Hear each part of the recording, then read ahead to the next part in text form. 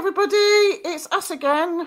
Hello, we've been away for a little while, but we have been away. We've literally been away. We've been to Ireland. We've got a video coming up of that. Soon-ish. Yep. And Mark's still doing his book. That's why we don't do live streams every week anymore. But we're breaking that habit because we've got a very, very, very, very special guest today. Our good friend Nik Hayes, who we love, and we love his work, and we love him as a person. He's the most gentle, kind, generous guy you'll ever meet. We got to know Nik. Well, we watched, Ben did a video at your place, didn't he, Nik? Yeah, that was 2017, I believe. Bloody hell. Well, we watched that, and then we immediately started emailing Nik because we were fascinated with his work, but also he came across as such a nice bloke. We thought, this is somebody we could really get on with. So we've been to visit you. We won't dox you. We won't say where you live. That's up for you to say. We've been to visit Nik a few times, and he's just as lovely in person as he is on the interweb. And he's done mind-blowing work, as you're going to see. So absolutely cutting edge. This is where it's at. He needs to be getting a lot more eyes on him than what he's getting. To be fair, he's been on the Jay Widener show, so you know. Well, yeah. Website. So Jay Widener, Crafty Nihilist, the bloody world's your oyster. Yeah. Well, Jay said that my book changed his life. Wow. Yeah. I've been on his show twice. I've got him on Facebook as well. I chat to him now and then, and that. So. Yeah. Well, that was brilliant. I'm so glad you got on that. So. I think you need more eyes, though, Nik. I think you need even more eyes. So whenever we get a chance, we're always talking about you and your stuff. Not that we've got many people that listen to us, but we just we'll always plug you whenever we can. Absolutely. And the picture behind us is the picture on Nik's book, which is called Quest for the Invisibles. Right, Nik? Yeah, that's right. Yeah, that's the front cover, isn't it? Some of the front cover. So can people order that from your website, or they get your book? Let's just Google it. It's available worldwide from Amazon. It's available for loads of places. The Book Tree, who are my publisher, they're a very big book publisher. It's available worldwide from many sources. You can get it from any Amazon, UK or anywhere abroad. But it's available worldwide. You can order it from any bookstore as well. So we ordered it from. Well, we got one from you because when we went up to Probe, we just got one from the store. So we've got a signed one. And Nik's going to be talking at the Glastonbury Symposium, which we're looking forward to hanging out with you there. So you've got it all going on. Yeah, it's all happening, isn't it? Yeah. So I'm looking forward to that. But yeah, the book, you can order the book anywhere online. It's available anywhere. It's places like Waterstones have got it as well online, and brilliant. Most bookstores. I think even Summerfield online has got it. Oh, really? Well, you've hit the heady heights then. Yeah. To say with the chat, we won't, because Nik's going to be doing his thing mainly. We won't be sort of engaging, but just hi to everyone. Hi, DJ. I see you there, and anyone else that joins in. It's just great to have you and have a presentation and have Nik with us, as Liz was saying. So thank you. So do you want to make a start, Nik? So okay. I will add the picture to the stage, and you can just present in your own good time. Let us know how you get started and how you got started in this thing. Okay, everyone. So here we go. Okay, so like many people nowadays, I have an interest in UFOs, but for most of my life, I believed in UFOs, although I didn't actually see one. But everything changed for me on Christmas Day evening 2008, whilst walking my dog Alfie. It was a freezing cold night. You couldn't see more than about 3 or 4 feet in front, and there was like a really heavy mist. There's a sky mist and a ground mist. And what happened was my dog Alfie, we walked up this long alleyway, and we were just about to cross the road and go down the final alleyway back to my house, and Alfie wanted to go back where we'd just come from. So begrudgingly, I took him back down the alleyway. And as he was sniffing around, I just happened to be staring just at the top of it's like one of those substations. And I was just thinking how much it looked like the Great Pyramid, because it was pyramid shaped on top. And I saw this like pink to orange glow coming about 200 foot in the air, about 200 feet away. And I thought, what the hell was that? I kept looking at it, and it was totally silent. And it kept disappearing completely, and then it would come back. And then what happened was the object that you can see on here now, that's the object that came past me about 200 foot above me. And it was totally silent. It was traveling probably 2 to 3 miles an hour. And it appeared to be made of energy or pure light. And it was actually pulsations of colour, like it was actually breathing. And I actually matched my breathing to it. And I ended up following it for about half an hour walking out of Abingdon, where I'm from, walked right out to a park, and it just got really creepy in the end because it kept disappearing and then appearing again. And I thought it was a craft at first because I always thought that, UFOs had to be craft from other planets, but this thing seems to be more like one of the things you see at the bottom of the deep ocean, like a bioluminescent life form rather than an actual craft. So I started getting like really weirded out, and I didn't actually have a camera on me at the time. So what I did, I ran back to my house, dumped my dog off, Alfie, got my other dog, Lucy, went back down the park to get a photograph, and it disappeared. And it was freezing cold. So I basically took Lucy back home, decided to go back again. About an hour and a half had gone by this time. So I climbed over the fence from my garden, went down through a shortcut, actually fell over, dropped the camera, and I saw it in the sky, and it was moving away at this time. So I tried taking photographs. I couldn't see it. I'd only got the camera that day, so I wasn't familiar with how to use the camera. And then I managed to get a couple of seconds of really shaky movie mode footage, of which this is one of the frames. Now, the one on the right is an embossed image, and you can actually see the top and the bottom. You can see that slightly domed shape, which is why I thought it was a craft at first. But the whole thing was kind of shrinking, like cyclically, with bursts of colour. It would almost disappear, and then it would change shape, and it would grow, then it would shrink again. It was the most strange thing I'd ever seen. So I was so shocked. I just didn't understand what I'd seen because, as I said, I always thought UFOs were craft from other planets, and this thing seemed to be alive, and I'd never heard of anything like that. So for the next 3 or 4 months, I spent all the time I could on the internet because I'd only recently got a computer back in those days. This was like Christmas Day evening 2008. So for most of 2009, the first 3 or 4 months, I was constantly online trying to find something that looked like this or find a reference to something that wasn't a craft but seemed to be alive. And I couldn't find any reference to anything like this at all. And it was driving me insane, basically. And then a friend turned up and told me about a guy that he'd heard of called Trevor James Constable. Now, Trevor James Constable had gone into the desert, Mojave Desert in 1958 with his friend and fellow researcher, Dr. James Woods. And using a standard camera, 30mm camera, loaded with infrared film, he managed to obtain images of living UFOs that exist in, beyond the spectrum of human sight in the infrared.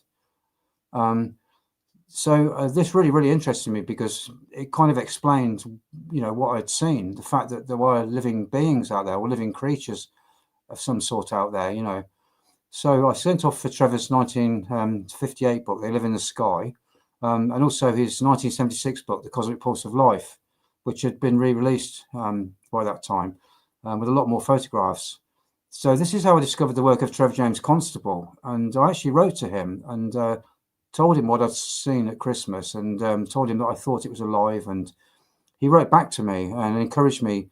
And I said to him that I didn't really fancy filming with infrared film because, it being very costly and you've got to try and process it. And it's got to be done in pitch darkness, So he kind of encouraged me to go forward and start, taking photographs digitally.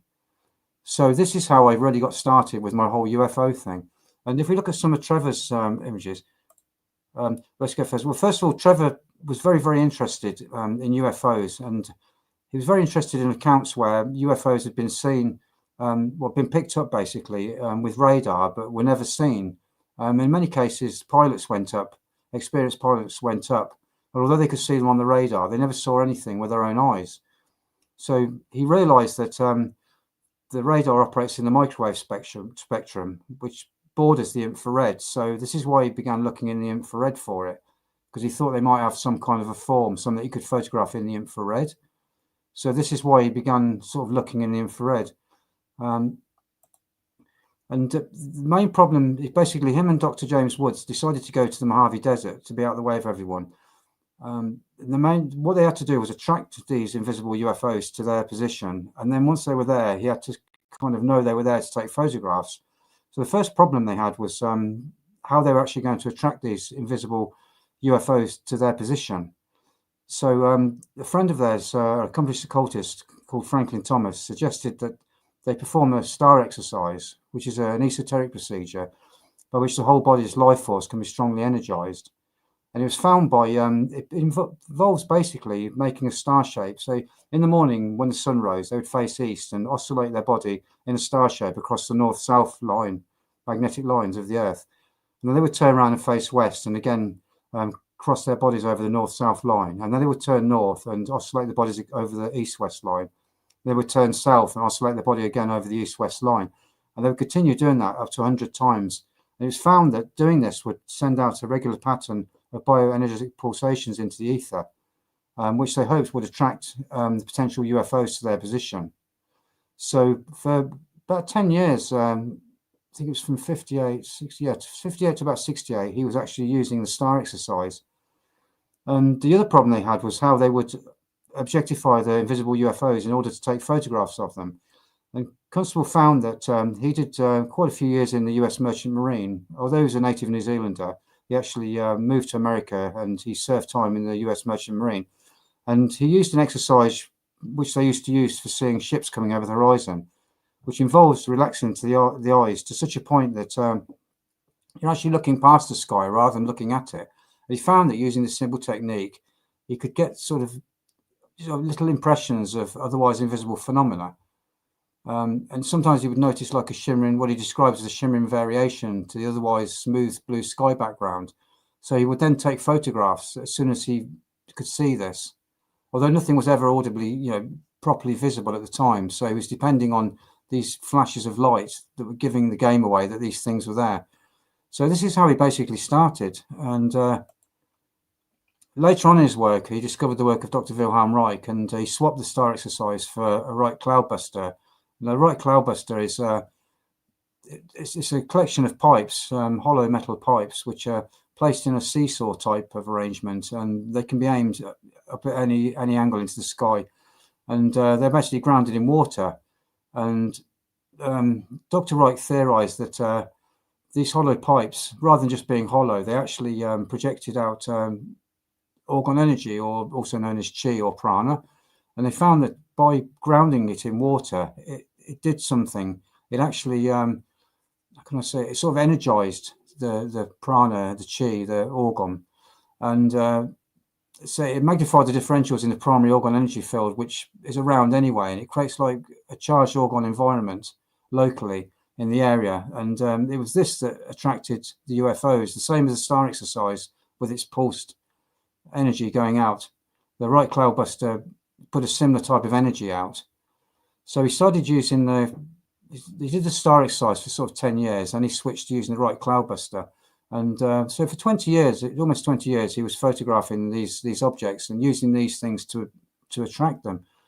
Now, the first thing he captured was in 1957, in August 25th, 1957. He suddenly felt an impression above him. He looked up in the sky, couldn't see anything, but using the exercise, he could see what he described as like a shimmering variation to the sky, a blue sky. And he took 6 photographs of what he perceived to be an object above him as it moved from above his position and off above the desert terrain. And this is the first, the fourth, and the 6th photograph of the series. And as you can see, the first photograph is something that looks very like an amoeba, which has got markings on it, like vacuoles and some things that look like nucleoli. And in the first photograph, the object was immediately above him, and it was huge. They're pretty similar, some of the photographs. So I've only included the first 3, 3 out of the 6. But the 4th photograph, the object has swelled to such a size as it moved off above him. It was absolutely huge. And in the 6th and final photograph, there was another object, and you can actually see, you can see eye-like features on this. You can see them in all of them, actually. In the very first one, you can see like an eye-like feature. If you look at the 4th photograph, you can see 2 eye-like features towards the middle. And then if you look at the 6th photograph, you can actually see the eye-like features there. So, rather than being spaceships from other planets, these things seem to be huge amoeba-like beings, actual living beings. And this is pretty typical of what he captured over the years. Now, he was also capturing a lot of other things, and you must, can't forget these things are actually invisible. So not at any time did he see anything at all. These things were totally invisible, and using the technique for seeing the invisible is how he managed to know they were there and take the photographs. But these objects, again, you can see within the photograph, they're swelling cyclically, and you can see the where the emulsion, it's almost in some places nothing's happened to the emulsion. There's no reaction taking place. It's just left a pure black void. And these things seem to move around in groups. And I know from my work that when you see these things in the visible, because these things do appear in the visible, they often look silver. They look as if they're made of mercury. And they act to be more like creatures than actual, anything else. I mean, some people think, these things are probes from other star systems, but, these things will come right down to ground level. They'll go through trees. They'll go a couple of 100 feet in the air, or they may be thousands of feet in the air. And, a lot of these things are telepathic as well. You can call them in and they will appear above you. And this was a massive group that Trevor James Constable at the bottom left. This was taken by Dr. James Woods. Trevor James Constable actually took photographs of this particular, what he called a UFO shower at the same time. So they were both taking photographs of the same invisible UFOs, separate from each other, objectifying them using the technique for seeing the invisible. And at no time were these things visible. I think they took about half a dozen photographs of these sort of things. So he had the basic like amoeba type objects, the huge amoeba like objects, which looks like something from the microscopical world. And you had these sort of round objects like spherical balls. And you also had other objects that he captured. This was taken above Mount Wilson, home of the famous observatory. This is just a massive pulsating plasma-like entities that were changing their shape. Sometimes they'd be round and then they'd go to change shape to a totally different shape, and then they'd disappear and then they'd come back. And some of them would disappear for minutes on end and then come back. Some of them would stay permanently in the sky, and a lot of them would pulsate. And nobody before had really captured anything like this, because everybody assumed that UFOs were ships from other planets. So there's not really anyone else who's doing this type of photography. But Constable captured a lot of things like this, these pulsating masses and balls and these, amoeba-like things. And he also captured a lot of UFOs which were ovoid, i.e. egg shape. And again, because of the particular energy that these things were giving off or made of, which we believe is excited organ energy. Organ energy is basically life energy, as I said, chi, prana. But it seems to be very excited, and it basically, it didn't react with the film's emulsions, so it's left like a dark void. But within that void, sometimes you can actually see markings and things, again, that look like vacuoles and things that you'd see on a amoeba, something from the microscopical world. And in the middle of the one on the left, you can actually see like an energy point there where rather than absorbing, it's actually reflecting. So, and these were quite common shape. You see again, the one on the left was filmed above Los Angeles business district at noon, I believe, where there's dozens of people below having their lunch break. So, the idea that these things were visible goes out the window. Nobody saw these at all. And the one on the right-hand side was typical of some of the mushroom-like UFOs that he captured. And these were often hanging around in the Mojave Desert, hanging around telephone poles. You're talking like, 15, 20 foot above the ground. They're not coming from other planets. These things seem to phase in and out of the infrared because they weren't always visible in the infrared. And the one on the right, you can see like an indentation. And some of these had like indentations all over them, and it looked very much like a jellyfish type object. So he captured all these different types, and this was taken by his 12-year-old daughter at the time. And again, you can see this object coming into the cloudbuster. You see the pipes of the cloudbuster. This object was coming in towards the cloudbuster, obviously interested or attracted by the energy that the cloudbuster was giving off. And again, there's markings on this, and under much scrutiny, you can actually see vacuole-like markings and other markings on this, very, very similar to an amoeba again. So it just shows these things seem to be alive. They're living creatures rather than being actual like craft or anything. So he carried on with his work, Trevor James Constable, for almost 20 years. He captured many of the same types of UFOs, and he did actually capture some that looked like huge craft as well. But the main things he seemed to be capturing were living UFOs, biological UFOs. And they acted like creatures, and some of them, they look like creatures, and they're creature-like way of moving through the sky as well. So it's through Trevor James Constable I found out about a group called the GRCU, who are basically based in Italy. They were led by a guy called Luciano Bocconi. Now, they started their work in 1976 through to the early 80s, and they were one of, I think, half a dozen groups at the time that were looking into or taking photographs in the infrared part of the spectrum. Now, these guys knew nothing about Trevor James Constable's work at all. They were totally independent of Trevor. And Luciano Bocconi issued this book, this A4 size book, UFO, La Realtà Nascosta, which is basically UFO, the hidden reality. I've actually got a copy of this. It's very rare. I believe there's only 1,000 of them printed. I paid £350 for this right back in 2011. And it's full of strange things that they managed to capture. Even in their own homes, they captured strange energy, balls of light energy. They captured things high in the sky. And Luciano Bocconi, unfortunately, he died in around 1980 after this book came out. But you can see in the photograph, again, he's got his cloudbuster, which again is the tubes, hollow tubes, which are grounded in water. And just like Trevor James Constable, he was using this to attract the UFOs. Now, the GRCU captured a lot of similar things to what Trevor James Constable did, i.e. living UFOs. They used a whole range, unlike Constable, they used a whole range of different instruments. Like they used Geiger radiation counters, which is something I use. They also did precision magnetic compasses. And they managed to use instantaneous temperature indicators, as well as ultrasound detectors and ultraviolet detectors and basic light detectors. And what they found out was that many times when these UFOs would appear, they'd suddenly get a hit on the Geiger radiation counter. They get a deviation of anything up to sort of like 0.2. So say, for instance, on a Geiger radiation counter, the normal background radiation is normally about 0.1 microsievert per hour. And these things are measuring 0.2, 0.3, 0.4. So you're talking 2 to 3 times or more than the background radiation levels. I think the background radiation level for this area is about 0.09 to 0.12. And these were like 0.20, 0.30, 0.40.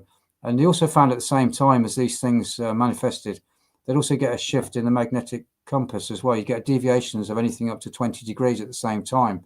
And also, you get deviations in the ultraviolet light and in the normal light, and temperature deviations as well. So these things, when they were coming into this reality, although invisible, they're affecting these instruments in our reality. So they actually are coming into our reality, although they're staying invisible for most of the time. So and there was, I think it was up to 25 members of the GRCU. So they'd all go out. Quite a few of them would have Geiger radiation counters. Some of them would be using magnetic compasses. Others would have temperature indicators.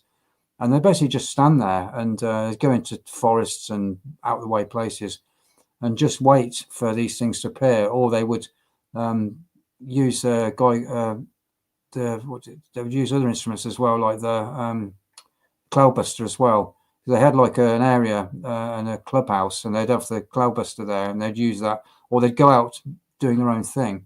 And even when they went on holidays, they would take Geiger radiation counters with them and try and just capture things.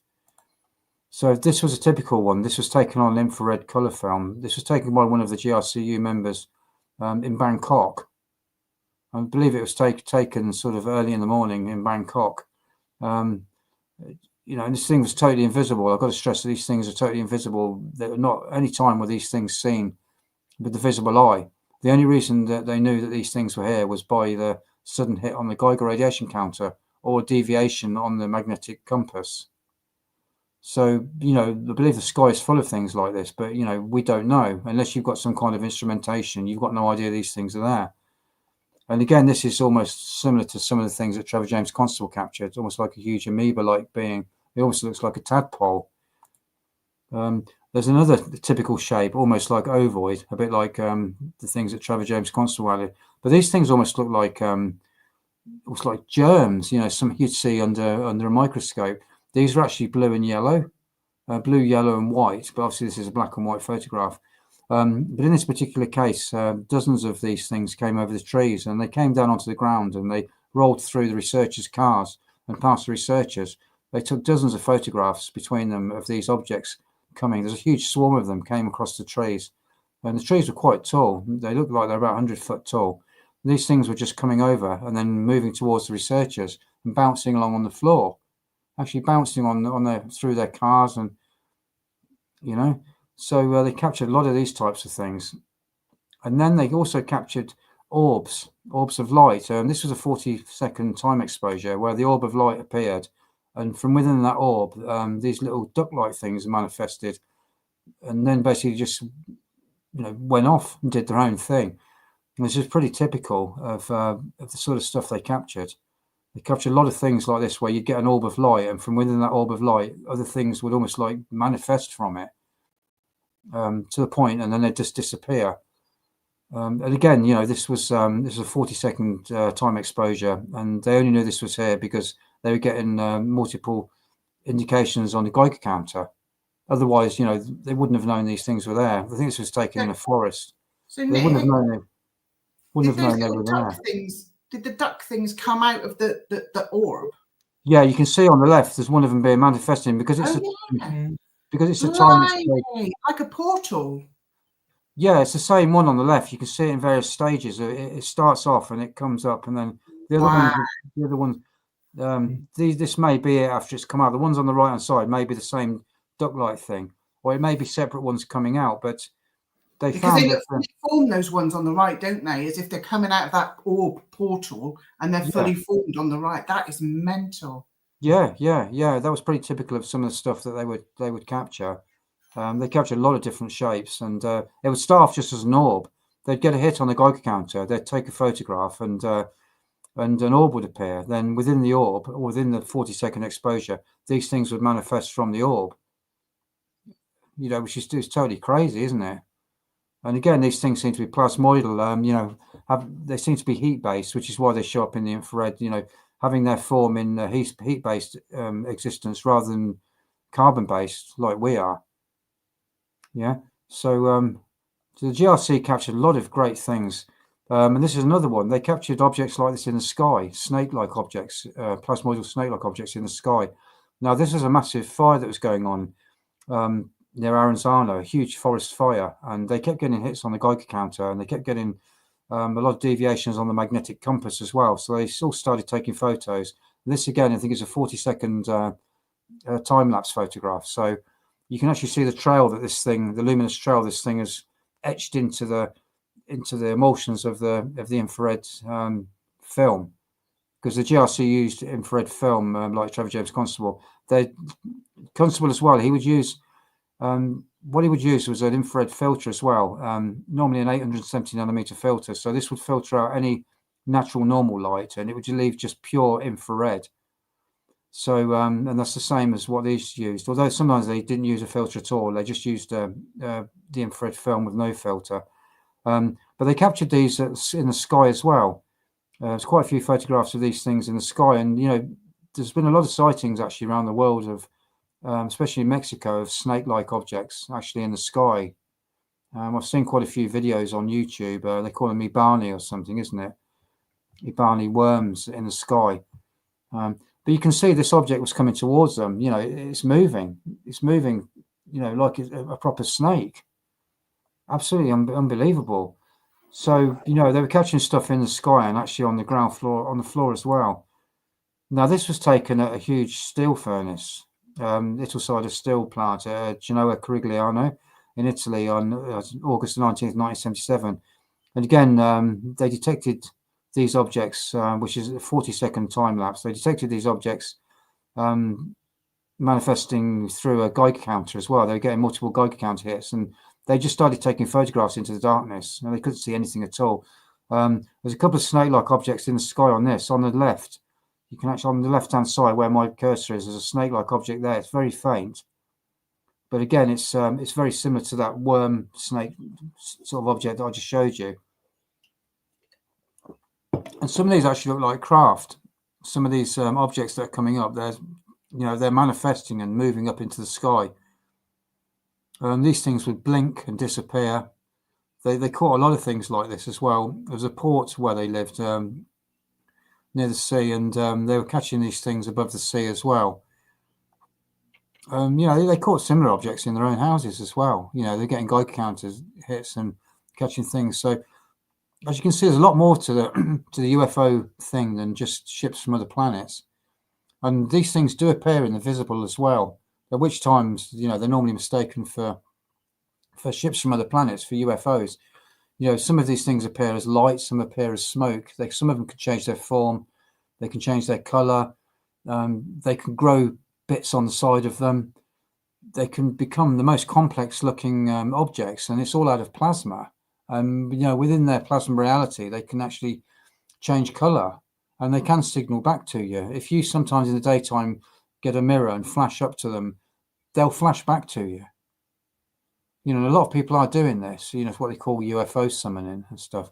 So the GRCU, they captured a lot of stuff, and unfortunately, most of the 25 members seem to have passed away and moved on, and their whole library of stuff they've captured is not available. Myself and Leon Southgate, an orgonomist friend of mine, we tried to contact some of the GRCU. We tried different people. We tried to really get hands on some of the stuff that these guys had managed to capture and couldn't get anywhere with it. But obviously, I've got that book, UFO, L'Arietta Nascosta, UFO, The Hidden Reality. And that's one of the most precious books that I've got.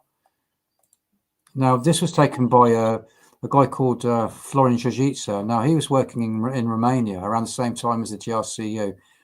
Now, this was taken near a huge, really freaky place. Is it Hoyo Baku Forest? I think it is. It's some haunted forest. I think it's in Romania. But this thing was huge. The road that runs to the left of this egg-shaped thing is a double road. It's a proper full-on road. So you can see the size of this. And again, it's an ovoid shape. And you can see a huge block of flats behind it. This thing was totally invisible. Florin Jojica only knew this was here because he was getting Geiger counter hits.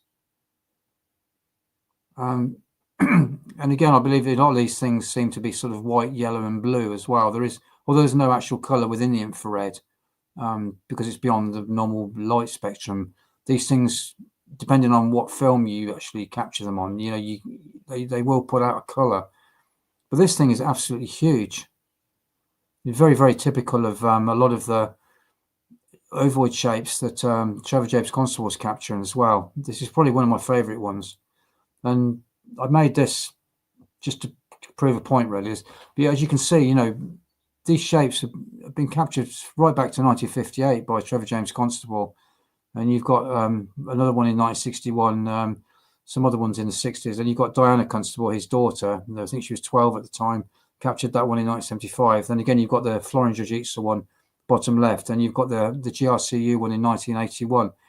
And they captured multiple different images of these types of things. This is just a few of what I consider to be the best ones, but it just shows you that common shape again that's repeated. Egg shape, ovoid stroke egg shape is a very strong shape for eggs, obviously, in the physical world. So it could be that it's a very strong shape for things to manifest in that reality.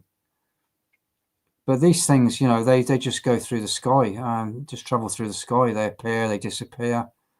And it just shows you, there's a wide range of different UFO-type objects there are out there.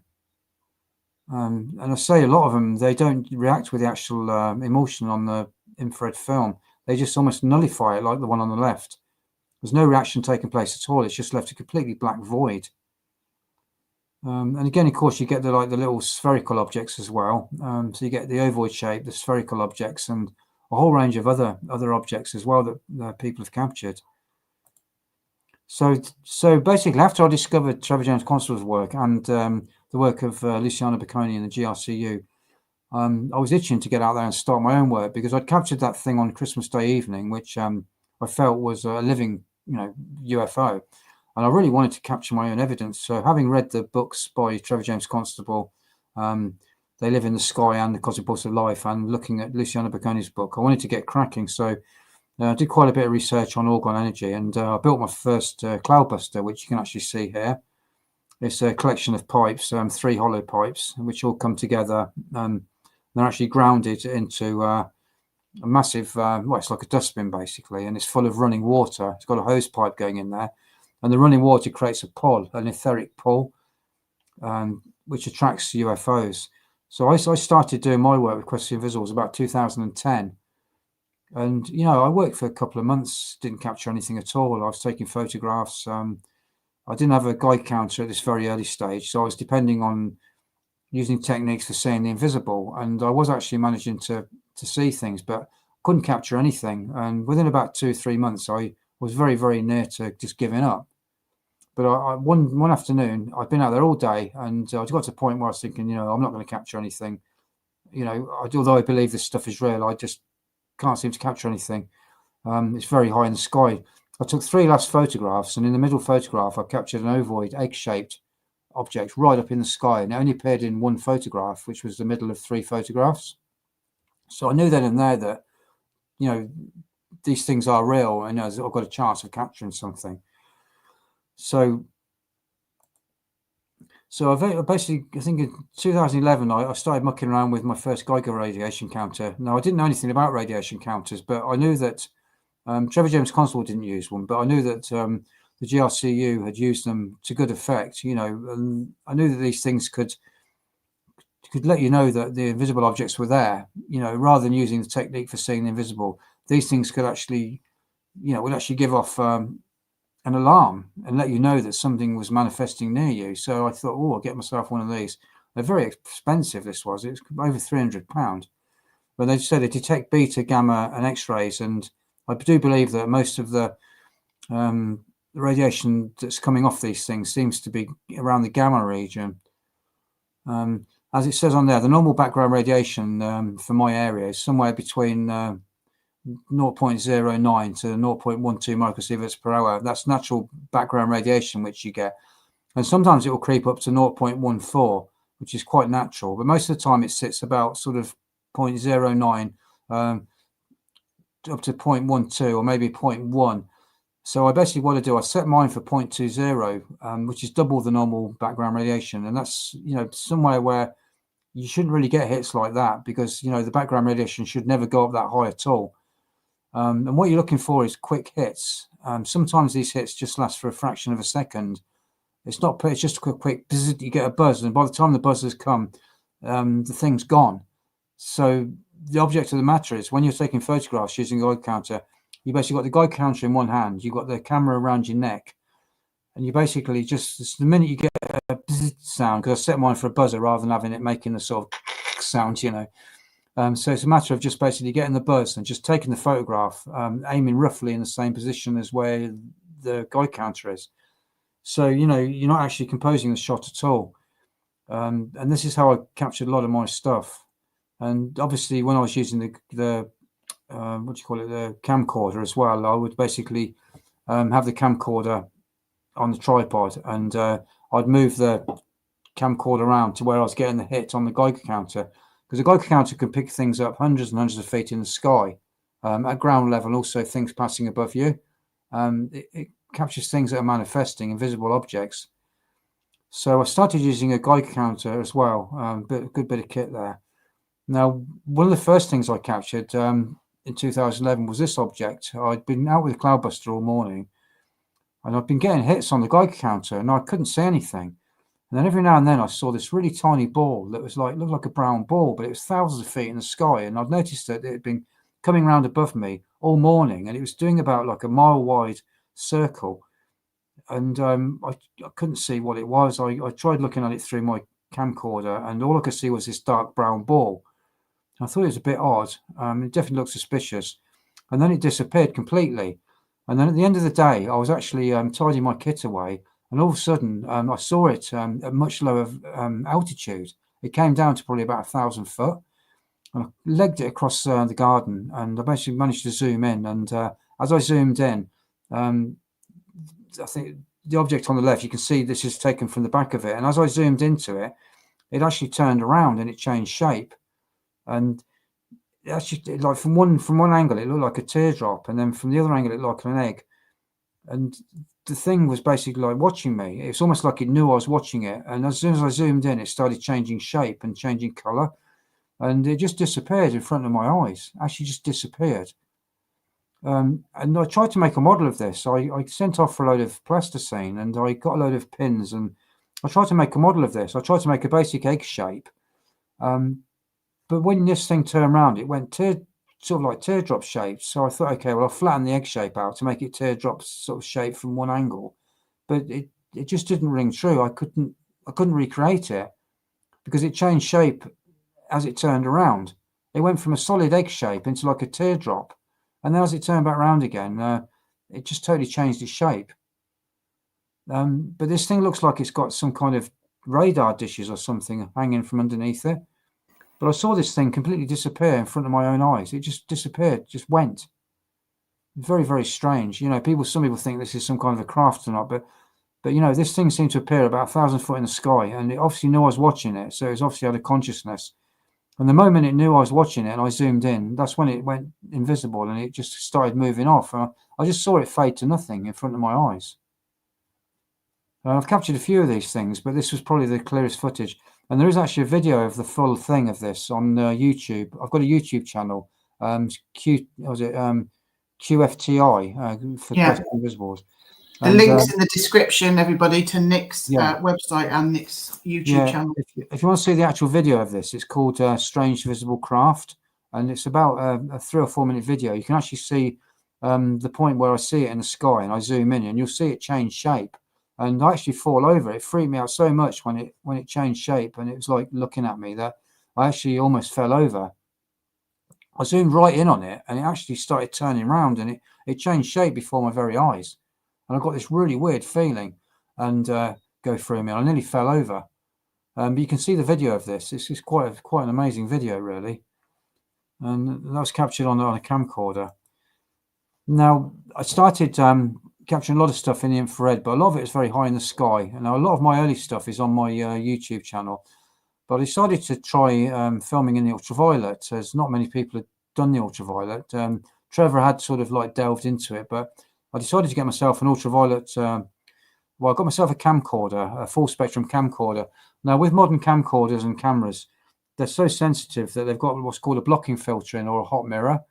And what that does, it blocks out any invisible light, so that the film that you make with the camcorder looks exactly like you see it with your own eyes.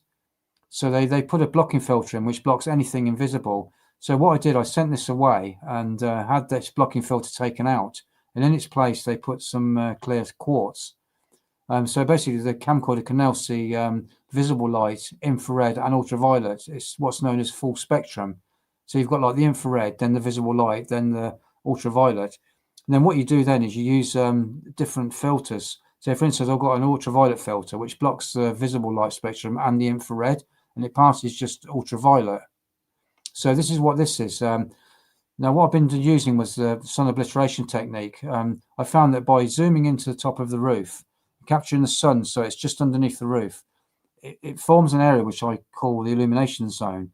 And when these things move through it or past it or just above it, they seem to be lit up just for a split second as they hit the ultraviolet light, and they become visible in the ultraviolet camcorder.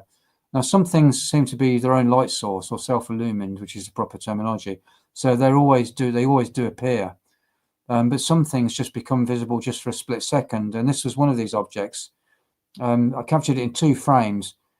Now, this is something I've talked to Mark and Liz about, but I'd be filming at 50 frames a second. So you're talking 3,000 frames a minute. And I'll be filming for 7 hours some days. So, you know, you do the math, you're talking, you know, millions of frames. I'd film sometimes for 2 months, 7 hours a day.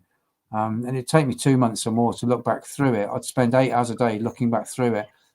This is millions of frames. I need to highlight this. Yeah. Millions of frames. Nik is painstakingly going through one at a time. It actually damaged your eyesight, didn't it, Nik? Yeah, I have an idea roughly where they are because I get a Geiger counter hit, but these things are so quick that they're basically there before you know it and they're gone. But I know roughly from my Geiger counter hit, roughly what time, where to roughly look at it. But by the time you register that, you know, 50 frames a second has gone by. It might take you 4 or 5 seconds. So you're talking hundreds of frames would have gone by.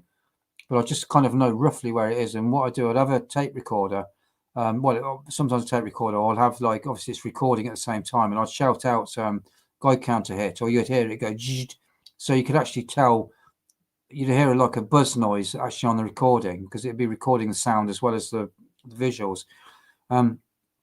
This is an object, so the one on the left, it's basically coming into the using the sun obliteration technique. It's basically coming into this area that and being lit up, and it's forming into like the mushroom shape as you see on the right, and then it completely disappeared. So this was just 2 frames. And this is one of the first things I captured. I think on the same day I also captured an object that looked like a jellyfish, and it had like tentacles on it, and I think that's on my website, which is questforinvisibles.co.uk. You'll see that photograph. I think this is on the website as well, but you'll actually see the picture on there of the jellyfish. It was actually moving tentacles first above the top of my house. I managed to capture that in just one frame. And I think that happened on the same day. So I knew I was really getting onto something when I captured this. So, you know, I was going out every day. I'd go out at 10 o'clock in the morning, and I'd be out there sometimes till 7, 8 o'clock at night. Just stood there all day long. You know, some days I would hardly eat, and I'd be filming at 50 frames a second. So, 3,000 frames a minute, and then you're talking like, you're talking of hundreds of thousands of frames I was taking, and then having to look back through them. But I captured some really interesting things. Like, here's a typical one. This was taken just above the top of one of the roofs of the house. And as you can see, it's one of these shape-shifting objects. It makes no sense at all aerodynamically or in any way at all, really. It reminds me of an anvil, an anvil. That, yeah. I call it the propeller, this one. Part of it reminds me of a propeller. But, aerodynamically, you wouldn't think this thing would move. But these things seem to be moving on the ether. They're not moving. A lot of people say, oh, these UFOs are totally silent. We don't know what their power source is. But I'd say that most of them aren't moving through our atmosphere at all. They're basically moving through the ether, but they're actually visible in this reality. But they're not, just because they're visible in this reality doesn't mean they're physical in this reality. But this thing was actually invisible totally. So I don't see these things. I just get a quick hit on the guide counter, and I know that something's come by. That's if I don't see a quick flash when I'm looking through the viewing thing on the viewing screen on the camcorder. But you know how small these viewing screens are. And I say, it did affect my eyes. My eyes aren't as good as they used to be. I have to wear glasses now. But this thing, this appeared in two frames. I think in one frame, it was just the top of the propeller type thing.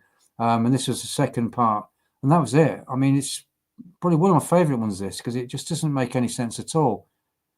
But, these things are living plasmoid entities. They take any form they want. They can change their shape within a few seconds. And I've captured other images.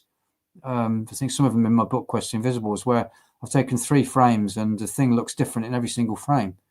It just changes it. They seem to just change the way they look, change the way they move. They can change their color. They can change their invisibility. They can change their speed in a drop of a hat, in a fraction of a second. So this is another one. This was captured above the house of above the roof of the main house. This is like 3 frames. I think this was captured. I think this might have been 25 frames a second. This one, but it was captured like 3 frames as it moved. It's all it appeared in 3 frames, and you can see the consistency of it in each one. I think Ben Hamilton Jones calls this the light bulb. This one it reminds me of a light bulb. But you can see those strange rod-like structures that seem to come out from it, and it almost looks like a tin can, doesn't it?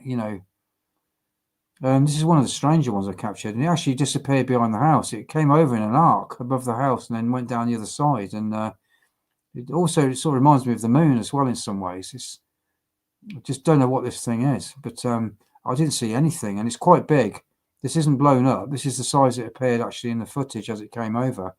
I just got a huge Geiger counter hit, and I saw it as it went by on the viewing screen.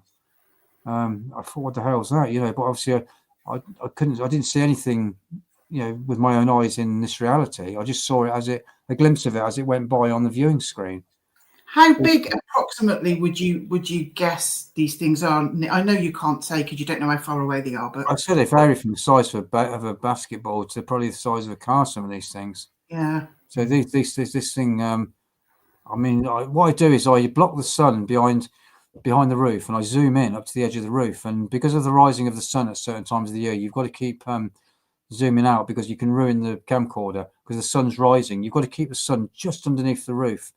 and there's a point where it's just right, and it lights up the whole area. And when these things move through, it's almost like these things are made of glass, and as they hit this certain angle of sunlight coming up, they're suddenly lit up, and they appear in the infrared. But some of them are self-illumined, and they don't need to be lit up by the sunlight. Some of these things you can film in the sky, and you'll see them coming by, and they're lit up. They're just as bright as they are anyway, because they don't need to be lit up. They seem to be their own light source, or they're pulsating with light. But things like this, they're totally invisible. It's just like they're made of glass, and they have to be lit up by the sunlight, which is coming up from underneath the roof, And again, these things are totally invisible. I don't see anything at all. The only reason I knew that something was there was because the Geiger counter went off. I got a very high Geiger counter hit, and there's another one. This is, this appeared in one frame. This was taken at 50 frames a second in HD. And basically you can see the sunlight on the edge of the roof. And this thing, they're probably higher in the sky and bigger than they look. They look like they're just above the top of the house. But what happens is when I block the light, I zoom into the edge of the roof, and I'm looking straight up at 45 degrees. So anything that goes by is basically just getting lit up by the sun. And again, this is, this is like almost like a slug or like a worm-like thing, almost like chrysalis type thing. I've done a version of it on the right, sort of an inverted version, to try and emphasize, the chrysalis-like texture of this thing. And a lot of people have captured worm-like, entities in the sky, but this is it's a very strange one. It's almost like it's got something inside it. It's almost like see-through. And this appeared just in one frame. So I don't know if it was moving really fast and it captured in one frame, or whether it just appeared and was sitting there in the sky. Because sometimes, these things will sit there in the sky and just blink with color and then just disappear again, because they know you're looking, or they're attracted by the cloudbuster. Because I normally set the cloudbuster up and film and basically aim it right into the sky, and where exactly I'm aiming the cloudbuster, I'll film. So there's concentrated energy coming from the cloudbuster on a portion of the sky, and then I film that portion of the sky. And then all I know is that I get a hit from the Geiger counter, and then I look back and I'll find this, on the footage. So, there's a lot of different types of phenomena. So, about 2012, 2013, I think, or this is my favourite one. This is my favourite one, Nick. This is two separate ones. They were taken a year apart. The one was. Oh, really? Yeah, the one on the left was taken on the 12th of the 9th, 2012, and the other one was taken on the 12th of the 8th, 2013. So there's 11 months between these. Wow. They're taken above the same part of the rooftop.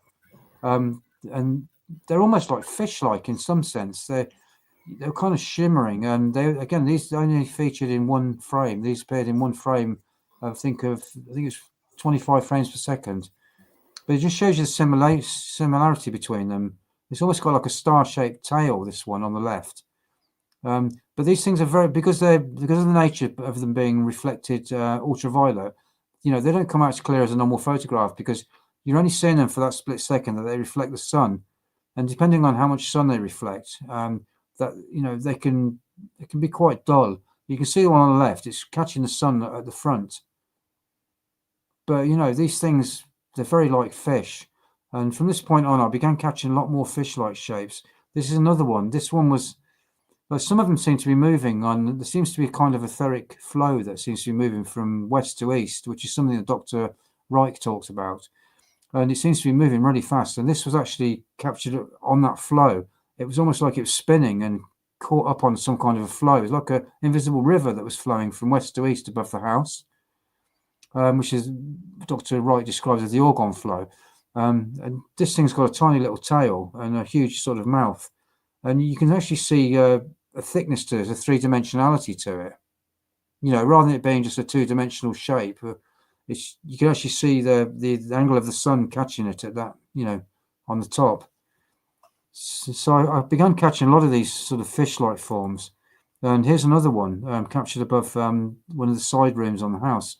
This is actually, very fish-like, this one. It seems to have a tube down the middle. And we'll talk about the skyfish thing later, because there's a lot of controversy over the whole rod skyfish thing, which I'll go into later. But you know, a lot of insects, when you capture them, they'll get multiple repeats of wings, giving like what looks like a long rod-like entity with multiple wings, and that's what you get when you capture these insects. But this is nothing like it. You can see a separate body and tail section on this. You know, you can always imagine it on a plate of fish and chips, really, can you? So I've captured quite a few of these types of things. Here's another one I captured above one of the side rooms on the house. This is another one, shows you how they change their form. It's like some shimmering. I've caught a few of these objects. This was captured at 50 frames per second. So this is 3 frames out of the 50 frames per second. So this thing was shifting from right to left, and you can see it's almost round at the beginning, shimmering, and then it changes, it moves, and then, you know, and then I think by the 4th frame there's nothing there. It totally disappeared. It was just sort of capturing the sun as it was going by. This is the guttering, the cover from the guttering. It's being filmed at 45 degrees straight up, and you can see, you know, I've captured some of these things higher in the sky as well. It just seems to be made of pure light, you know, or kind of plasma. And here's another fish-like form. This is captured above the roof of the main house. This was captured at 50 frames a second. I think it's part of a group. Here we go. This is 4 successive frames. Now this object, rather than swimming like a fish might do, it actually spun through itself. The actual fish-shaped form was spinning. So it was facing one way and then the next way, and then a big flurry as it gets to this one, second one. Then it's a fish-shaped form again now. And I've captured things like this before. So rather than just moving like a fish and keeping a fish shape, this thing was spinning. The only thing that stayed constant was the middle. And the actual fish-like form was spinning. So one minute the tail was at one end, and the next minute it was at the other. So it's like, and the spinning's quite a common thing that I've found with some of these objects.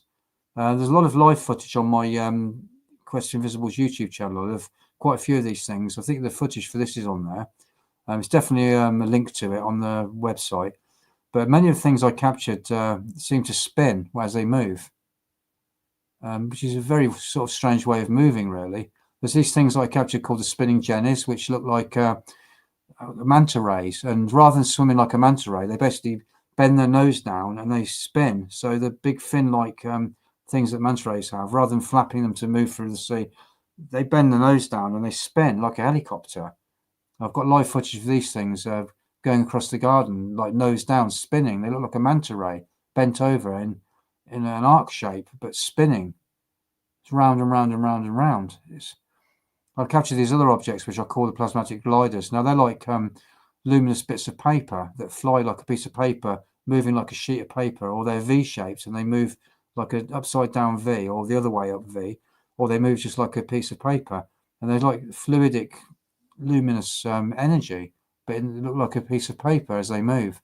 And some of them just start spinning. I've got footage on my YouTube channel of dozens and dozens of these things flying in a swarm. One minute they look like a piece of paper, the next minute they start spinning. And there's hundreds of them in one bit of footage, just spinning round and round and round, coming towards me in the garden. They were captured in the infrared. This is actually in the ultraviolet, this one. So sort of later on, I think after I finished, I captured a lot of that stuff. A lot of the stuff I've just shown you went into my book, Quest for the Invisibles, which I think I wrote. I stopped filming as much, I think, at the end of 2015, and started writing my book, Quest for the Invisibles. I was quite lucky because I wasn't sure how I was going to get the book out. I started writing it, and I was thinking, God, can I really do this? Because I've never really been a big book reader. I think Constable's books were probably the first books I've really read and enjoyed in my life. I've never been a big book reader. So I wrote a book. I thought, God, how can I get this out there? And I just happened to mention it to Trevor James Constable's publisher, who I've been writing to, because I've been sending him some photos. And he said, let me have a look at a few of your chapters. And I was thinking, oh, my God, because he's a real professional writer and he's dealt with Trevor. I sent him a chapter and he said, oh, God, I love it. I'm prepared to publish your book. I was like, well, and I found out Trevor was quite ill at the time. So I signed the contract and started writing the book, went over a few things, spent another 6 months getting it together properly. Just about to send a copy to Trevor, and Trevor died. Trevor passed away, which is very, very sad. I think he passed away at the beginning of April 2016. So I did a dedication in my book to Trevor James Constable. My book came out in the August.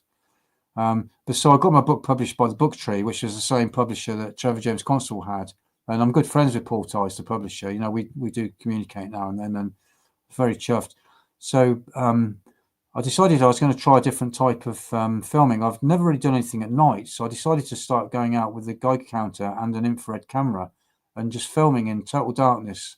Sometimes I'd use a flash to light things up, but most of the time I film without a flash. This is actually taken with a flash, but this was taken in total darkness. I went out into the garden one night, started getting massive Geiger counter hits in my yard, and these things were shooting up out of the ground all around me, actually shooting up out of the ground and shooting into the sky. You can see on that picture there's a few other ones, but that's actually coming out from the courtyard, actually coming through the stones of the courtyard and shooting up. I took hundreds of photographs that night. I took them everywhere, and I didn't catch hardly anything apart from this and a couple of other photographs. But this came right up in front of me, literally in front of me, and I caught it as it came up. Totally invisible. I saw nothing at all. I think the dogs sensed it, though. The dogs, my dogs, Elfie and Lucy, they were acting really, really strange. What generally happened is I'd walk down the road or walk around my area, which I designate for my research area, and the Geiger counter would go off at the same time as the dogs would react, exactly the same time. Or sometimes the dogs would react first, and they'd get, they'd start acting weird, and then all of a sudden you'd get like a Geiger counter hit. So the dogs were very good. They're very good at kind of knowing that something was going on and something wasn't right. I'd walk down the road sometimes, the dogs would just stop and refuse to walk, and the moment that happened, the Geiger counter would go off. So I just started taking photographs wherever the Geiger counter was aiming, and because it was quite small, I could actually aim it. It's not like the old-fashioned Geiger counter where you've got a big thing and it's going. This is a handheld device, so I can hold it in the hand, and then I'd hold like the lead in one hand and the Geiger counter, and then I'd have the camera around my neck, and again, it wasn't composed. I basically pressed the camera against my ribs, and I just basically just stop still and just take a photograph whenever the Geiger counter went off. So this was one of my earlier ones, and this is another one. I actually got the sense that something was not right, and this was taken right above the house. This thing was hanging around near you can actually see the TV aerial. I got a Geiger counter hit. I took a photograph, and this thing appeared in the photograph right above the house, just to the left of the chimney and just above the TV aerial. And again, I saw nothing at all, totally invisible. There's another one here. It reminds me of like a little bauble off a Christmas tree. So, this is right above one of the main trees in my garden. And after a while, you start to sense these things. You suddenly get like an uneasy feeling that something's not right. And sometimes you get like a bitter taste in your mouth when these things seem to appear. But again, this was like a, instant hit on the Geiger counter. So just taking photographs in that direction, and I captured this. This is another one. This was captured from my garden. This is a whole group of these objects. There was probably about 10 in the group, but they're quite wide. In the photograph, I could only kind of fit 4 of them in really to show. These are like the brightest 4, but these things were moving. I think it's 1/8 of a second. This was taken. This was taken with no flash. It was pitch darkness. This was just taken in pitch dark as these things were moving above my research area. In a swarm, almost like a swarm of birds. You can actually see a trail on the one on the left. Within the 1/8 of a second, time exposure, you can see like a trail from it. And these things again seem to be plasmatic. They're constantly changing their shape, and they look like red hot. And I saw nothing at the time of taking these photographs. Nothing. I was very, very surprised. I think I took 4 or 5 photographs, and only these came out on one photograph. I think this is about the 3rd photograph. So nothing came out on the others, just pure darkness. And this is another one. This is taken from the garden. This was one of 2 photographs I took. I got a very bitter taste in my mouth. I felt like I was being watched. So I went outside, set the camera up, and I took I think it was like a 20-second exposure in total darkness. Total darkness, no flash. I just took a 20-second exposure, then another 20-second exposure, then another one. And I think then I took a 10-second exposure. And I caught this in a 20-second exposure and a 10-second exposure. And you can see some of the markings on it. They're very reminiscent of some of the stuff Trevor James Constable captured, like almost like amoeba-like markings. Some of these things look like vacuoles on the side. Again, Did you say you thought this one was quite big, Nick? Did you tell us? This one was huge. It took up the whole photograph. It wasn't zoomed in. It was taking up the whole photograph. That's the size of the photograph. This thing must have been, I reckon this thing was about 30, 40 feet across. Wow. It's very straight lines as well. It looks sort of Yeah, like it's created in that it's sort of straight lines, and you it's almost like crystal light. And in the next photograph, what happened was the whole thing had got bigger, but some of the markings on here had stayed in the same place, but the actual outside had grown, which is really weird. And so I got a really, really acrid, bitter taste. Now, Trevor James Constable and his companion, Dr. James Woods, used to talk about an acrid taste they would get when these things were near, which was meant to be the excited orgone energy. And I always used to think, I don't know if I can actually taste that, because obviously I used to be a smoker and stuff. And I was thinking, I don't know if I could really taste something like that. And I really did. I got this taste, and it reminded me of when I was at the doctor's when I was young. It's like a real, I can't put it into words, but it conjured up, visions of being at the doctor when I was young. Like metallic sort of. Yeah, it was metallic, but it was beyond metallic. It was almost a real chemically, very bitter taste. It's like a natural kind of a taste, sort of. Yeah, and it was, I don't know why it reminded me of the doctors, but it's just a very acrid taste. And I knew straight then something wasn't right. I felt like I was being watched. I actually sat in my room. I felt like I was being watched, and I couldn't shake it off. So I basically went out and started taking photographs, and I caught this. And it actually appeared blue. So you think that was about 40 foot wide, did you say? I reckon so, yeah, because it was right above the main tree. Unbelievable. And over the next few days, I took a load of photographs. I caught some photographs of like a portal opening. And I went through all the different colours. Although it's not meant to be colour in the infrared, Trevor James Constable found what he called a reverse spectrum within the infrared of colour. And I actually witnessed that through the photographs I took. I filmed a portal opening with different colours. And what happened was another object like this, which was round, actually came through the portal. Huge object. There's just something going on. It went green. The sky went green. Then it went kind of like brown. Then it went like an orangey colour. Then it went like blue, and then it went almost like white. And this was taken in pitch darkness. There's no flash. This was a pitch dark night. I couldn't see anything. There's no light in this at all. Not one bit of light. It was taken in pitch darkness. I think that's really important to just highlight that you are taking it. You cannot see that thing. I cannot see anything. No, I'm very surprised. I just get a Geiger counter here, and I could taste something.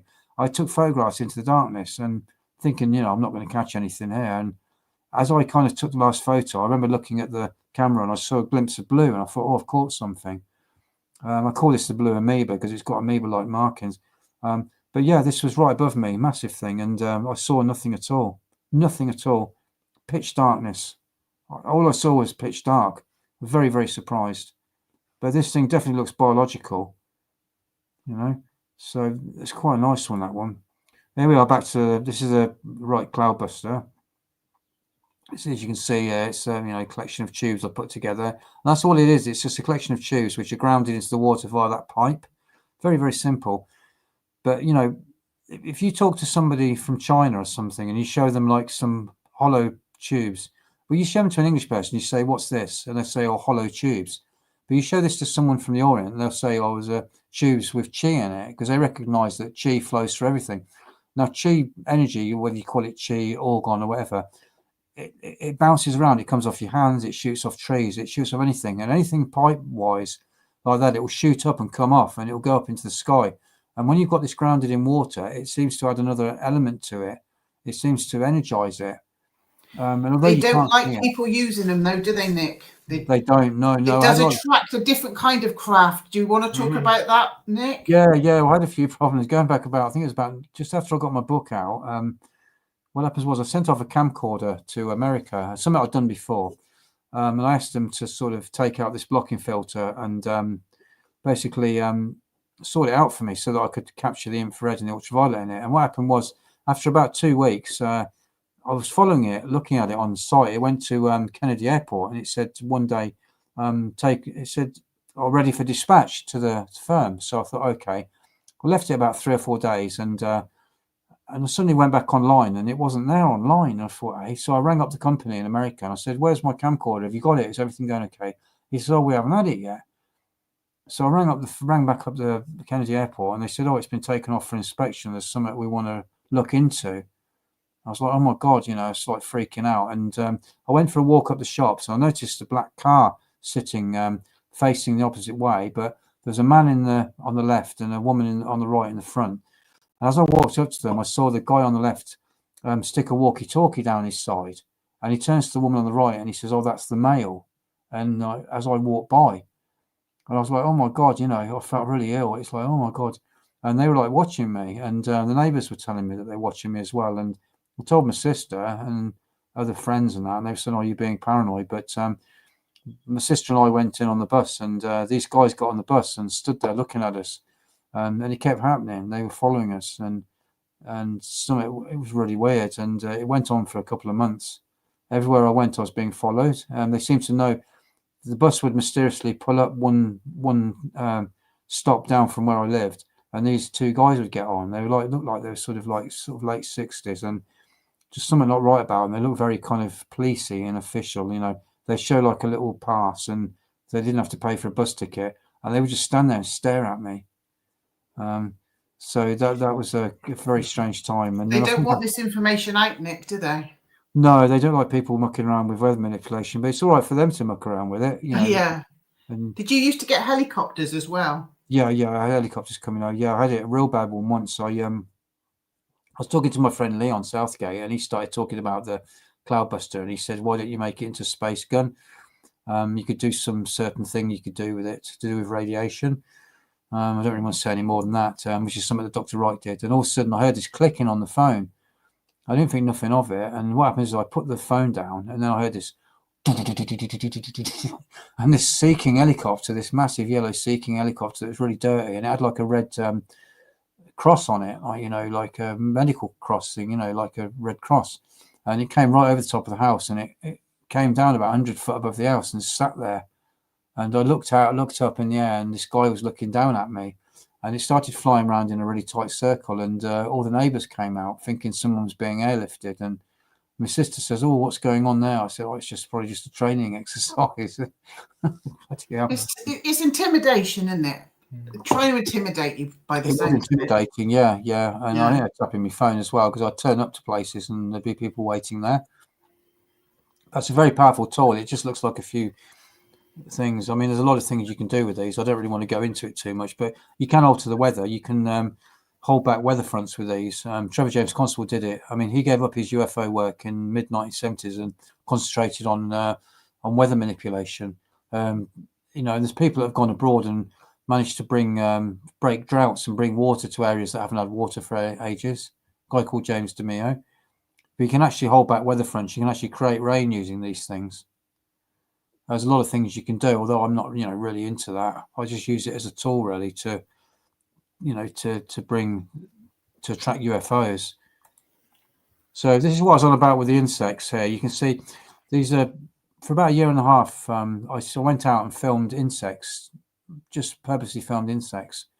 And I found that if insects were within about 2 foot of the actual camera, I was using this movie mode footage. If they a couple of feet away, what you'd get is when they reflect in the sun, you get multiple repeats. Now, this is top one is a mosquito, and what you're getting is slightly out of kilter image of each wing on either side, and that's basically just the one insect which is being repeated as it's flying back so fast that the interlace video recording can't keep up with it.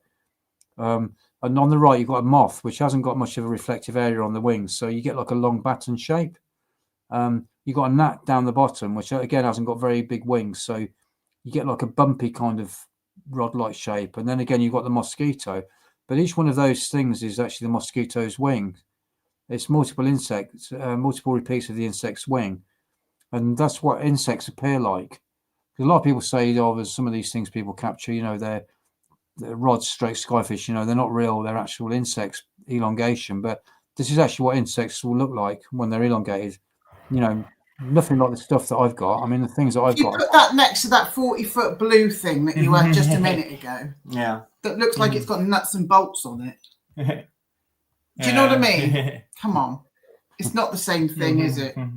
Yeah, it's like some of the skyfish as well. People talk about the skyfish, but the skyfish that I've captured, they've got actual proper tails and fins. Whereas this is what you get with an insect. This only happens when they're about 2 foot away from the camera and they can actually catch in the sunlight.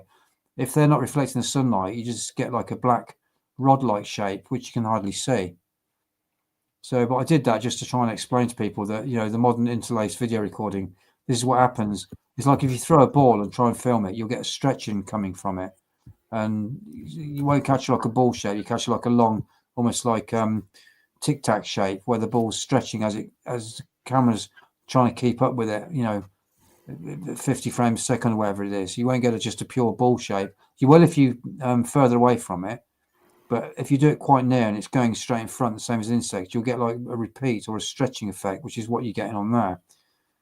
So so this is a paper that I wrote for anybody who's interested in evidence of these biological UFOs.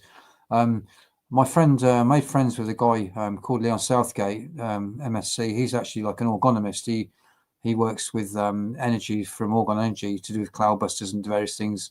He's actually an acupuncturist, which is actually the same thing as well. It's this stuff's all linked with chi energy, stroke orgon energy.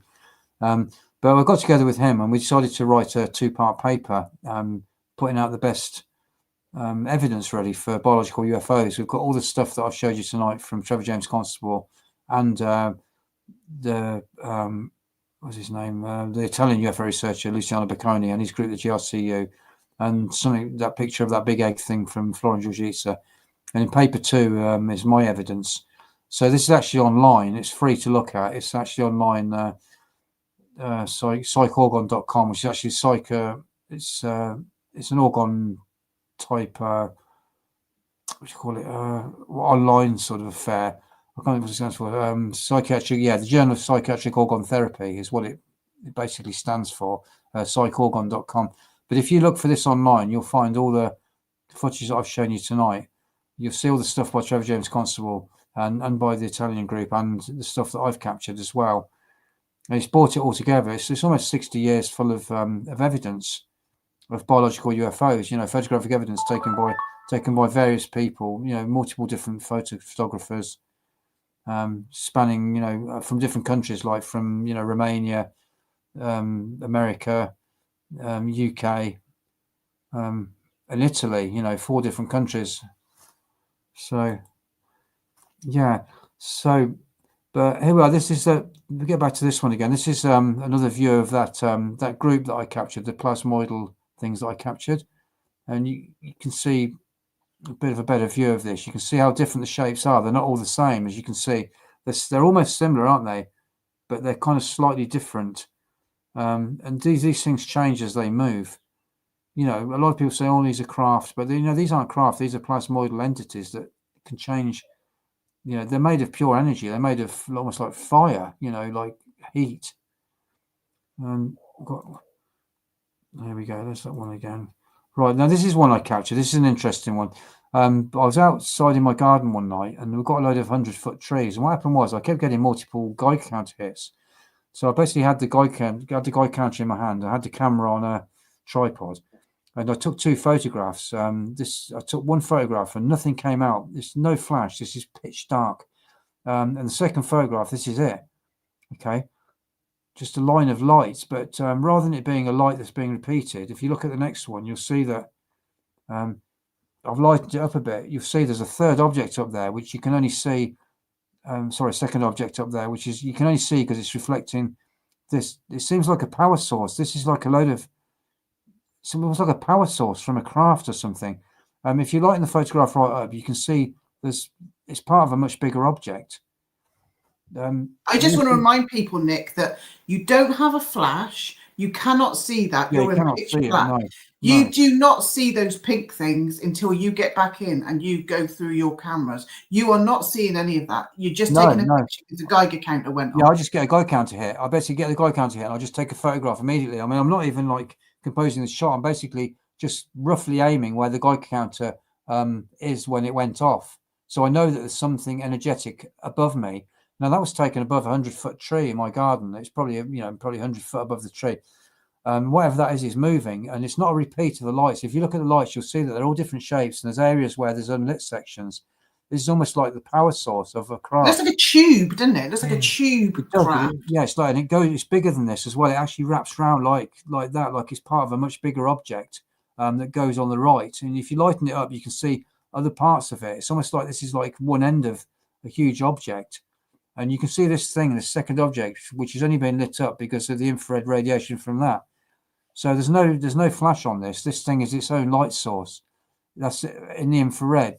This power source here is reflecting on that, lighting that up. But I only caught this in one photograph. But this seems to be part of a much bigger object, and it's just very weird. It almost looks like loose wire on the end as well. Very, very strange. I don't know what this is, but it seems to be part of something that was buzzing around, moving at extreme speed right above me. Just a quick guide counter hit, and literally just a click, 2 photographs taken at 1/8 of a second. And I didn't expect anything, and because I didn't see anything, despite the brightness of it, and that's what came out in the photograph. It's absolutely amazing. There's some other objects that I've captured as well. Some of these were captured in the woods, little woodland area. Some of them were captured very high in the sky, and some of them were captured dancing above the ground. Again, I saw nothing at all. These were just literally had a camera around my neck, or sometimes actually on a depending on what speed I'm filming. If I'm filming at a really high speed, I'll just handhold it. But if I'm filming at anything less than 1/60th of a second, I'll basically put it on a tripod. But these objects were just captured. I've used different color balances. Basically, most of the time you get like the infrared looks white. You'll get the trees looking white.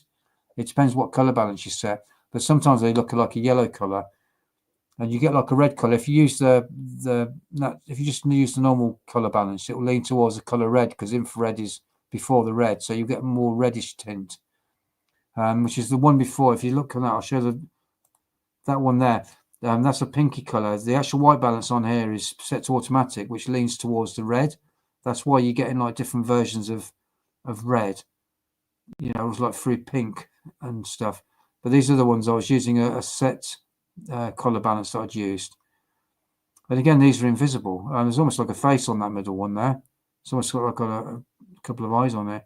So these are just things that were appearing above the woods. I think that one was quite high in the sky. That's one of a big group of 6 on the right. But these just appeared. Some of these were in the woods. Some of these were dancing around. Now, I think it was in my cat. I used to have a cat called Roy. I took him on. I loved him to bits. And what happened was my cat. I had to get my cat put down. This was in August 2016, just after my book came out. My cat Roy died, and I was so distraught. I started going out to his gravesite every night, and I'd set up the infrared camera, on a tripod overlooking his gravesite, in total darkness, no flash, pitch dark. And I'd start taking different exposures. Must have took hundreds of 1-second exposures. Now this was taken. I got a Geiger counter hit and just took this photograph into the darkness. I saw nothing, and this was right above his grave. You can see it's like two light trails shooting up from the ground and going into nothing.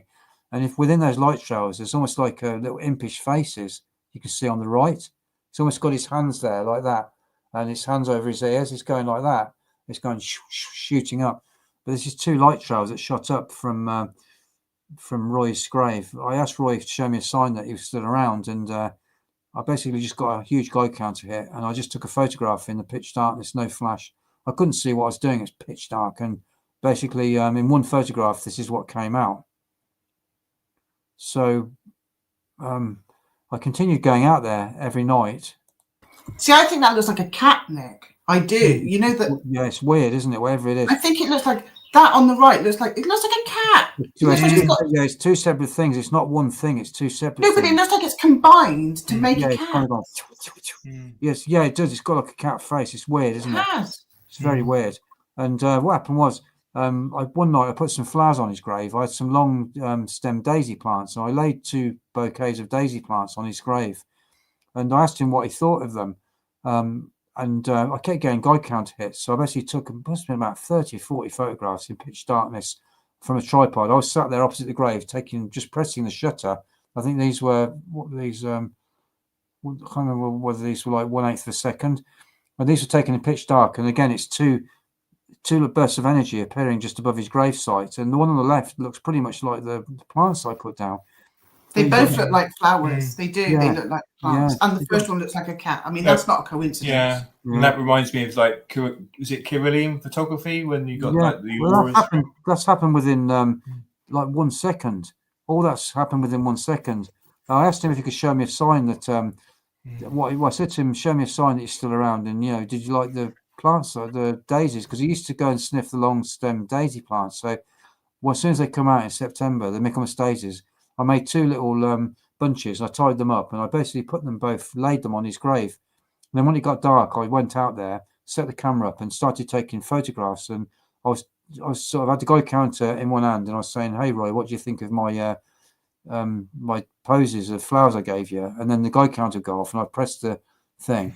And that's amazing. Yeah. So it carried on after that. So basically what happened was I went out another night in the pitch dark. This was taken in pitch darkness, right? That's his grave at the bottom. This is taken in pitch darkness, no flash. Pitch dark. It was right by the edge of the forest. I saw nothing at all. The whole grave's lit up. There's a light coming from the grave. This is the grave site here.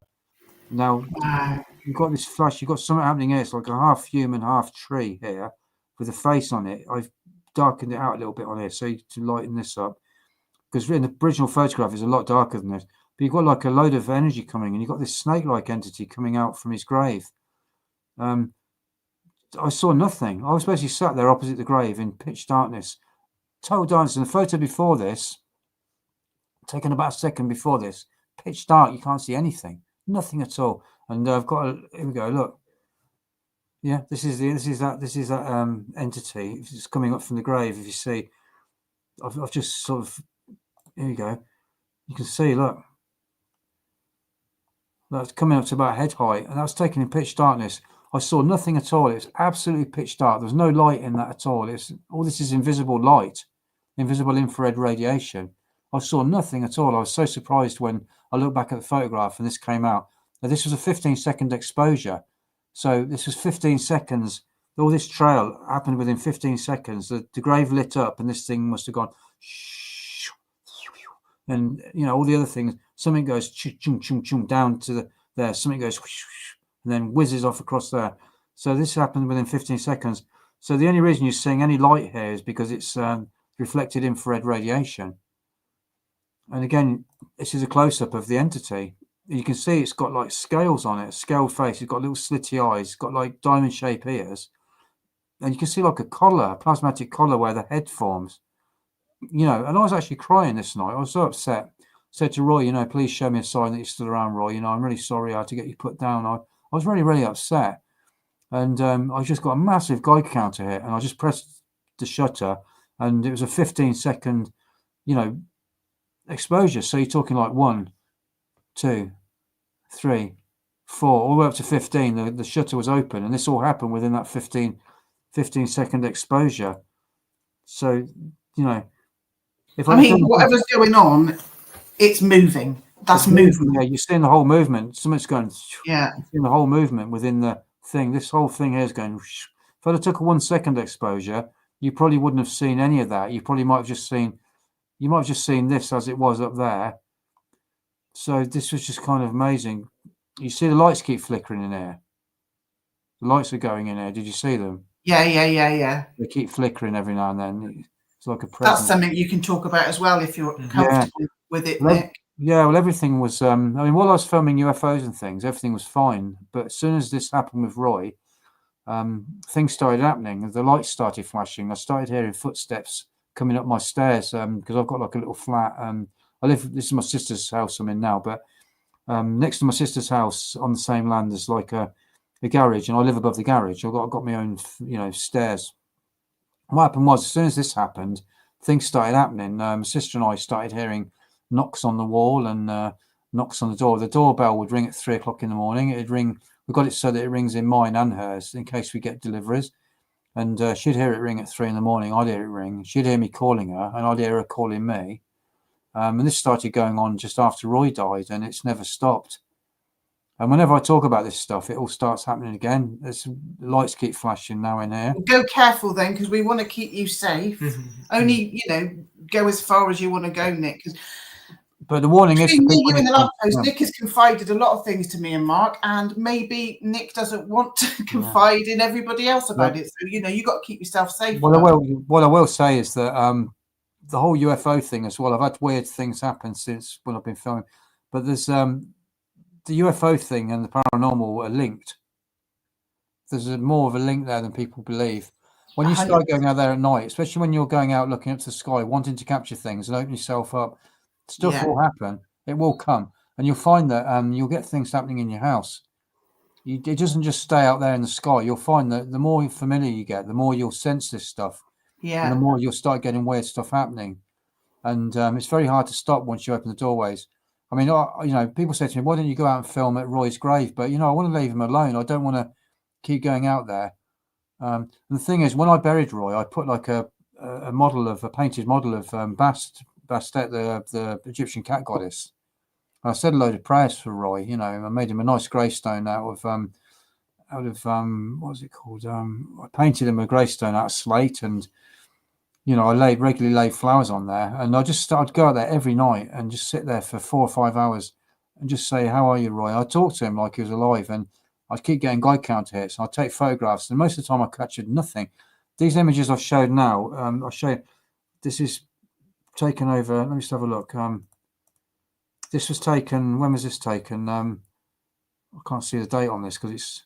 Hang on. So that was taken on the 24th of the 9th. So it's 24th of the 9th. It's 24th of September. So Roy died. Let's work this out a minute. Right, that one was taken 21st. Yeah, Roy died on that's the third day after Roy died. This was taken on the 21st. That was the third day after Roy died. That was the 21st of November. The 21st of September. That was taken the 24th. And then I was out every single night. And this one here wasn't captured until October. So I was out every night taking dozens and dozens and dozens of photos. And there was a month gap before this happened. But in between, I was capturing stuff in my greenhouse. So I haven't got those photos on here. But what happened was I was walking around the garden one night with my dogs. And just as we passed the greenhouse, suddenly got a Geiger counter hit. So what I did, I decided, as the greenhouse was really dark, I decided to use the normal flash because I figured that a tiny bit of barely visible light from the flash might help light up something in the infrared, or it might light up the area around something and make it visible. So because it's a really dark greenhouse. So what I did, I basically put the flash on, and as I walked past the greenhouse, I took a photograph. And what happens was this face was back in there staring back at me.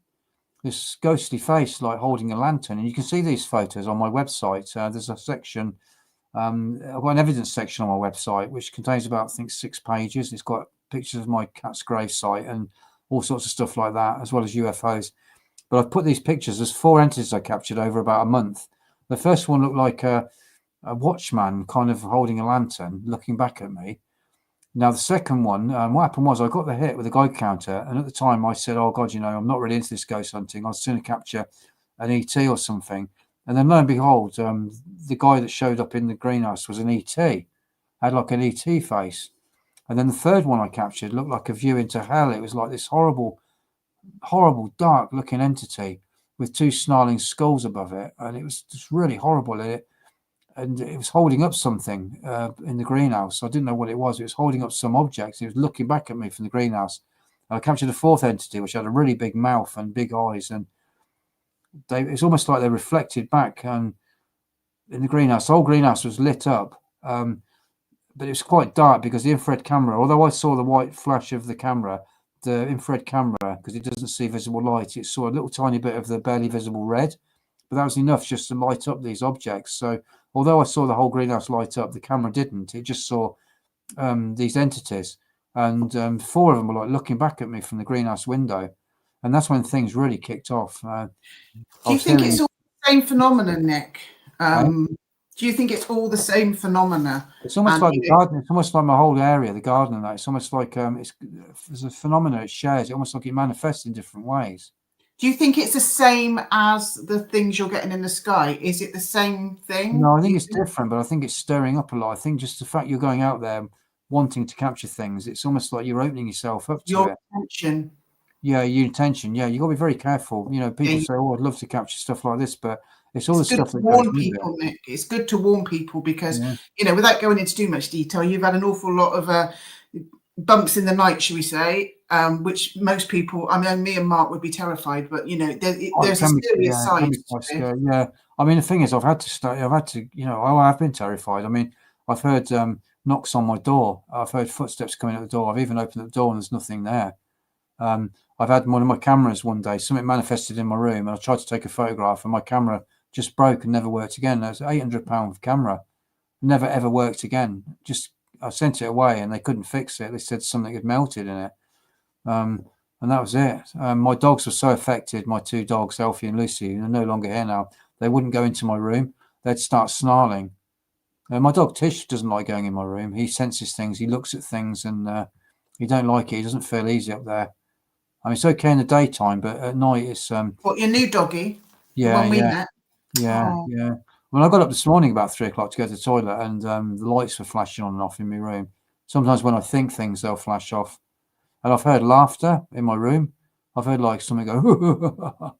I've heard taps I've heard things crawling on the roof, and you know, people say, "Why don't you get out there and start filming at your cat's grave again and try and catch something, or go and do this and that?" But to be quite honest with you, you've got to protect your own sanity, because you still got to live in this physical world. And, you know, I spent every minute of my time doing Quest of Invisibles. 15 years I've been doing it now, from 2010 right the way up to now. And the thing is, it can really take over your whole life. And you really need to, you got to step back sometimes, because you will go insane. You will go insane. And I've been right at that edge, you know. I mean, I don't normally tell people. And also, it's quite lonely, isn't it, Nick? I know, you know, you spend hours and hours and hours and hours looking through it physically, but, you know, not really. Who can you speak to? There's not many people, really. You can then say, oh, and then after that, this happened. You know, it's quite lonely, which can also add to going a little bit mad, can't it? Yeah. Well, to be quite honest with you, I mean, I started in 2010. I didn't do my first show. I mean, in 2016, when my book came out, I didn't sell many books to start with, and I was thinking, you know, I've not been out there. I didn't know how to get out there and promote it. So I noticed that a guy called Ellis, I think it was Ellis was the first person. Ellis Taylor? Yeah, Ellis Taylor. I noticed that he was promoting some of my work through his website. So I wrote to him. I said, "Oh, hi, Ellis. All right, it's Nik Hayes here." And he said, "Oh," I said, "you know, oh, thanks for promoting my work." He said, "That's fine." He says, "You know, I like to promote it." He says, "I'll do what I can for you." I said, "Oh, all right, thanks." And then what happened was I sent him a video of that Brian Cox. I was on a show. I did a show, BBC Radio Oxford, and Brian Cox was on there. And Brian Cox was making all these statements about me and that. And Ellis Taylor says, "Why didn't you?" He says, "Oh, I'll send a link for that video to Ben Emlyn Jones, who I'd never heard of." He says, "Oh, Ben doesn't like." No, I've never heard of him. He's in the chat. No, never heard of him. Yeah. So what happens was, Ben contacted me and said, "Oh, you know, I've been told a bit about you doing the UFO thing, and can I come over and visit you?" And that's when he came over and made that video. And that's when I met Ben the first time. He came over and we had a chat, and then that was his Panway TV, and then I ended up being on his Panway radio. And then all hell broke loose. Somebody said, "Oh, do you want to come and do a talk at the High Wycombe?" A guy called Neil Geddes. Neil Peel? Neil Ward. Neil Ward, yeah. He was in the chat just a minute ago as well. Yeah. He said, "Oh, do you want to come and do a talk at High Wycombe?" So I did a talk at the pub thing, and then they did a recording, an interview with me and Ben. And then I did their radio show, the Paranormal Peep Show. And then before I knew it, I started getting asked onto all these different shows, and it went on from there. I think I've done about 22 shows now. I think it's about my 22nd, 23rd show.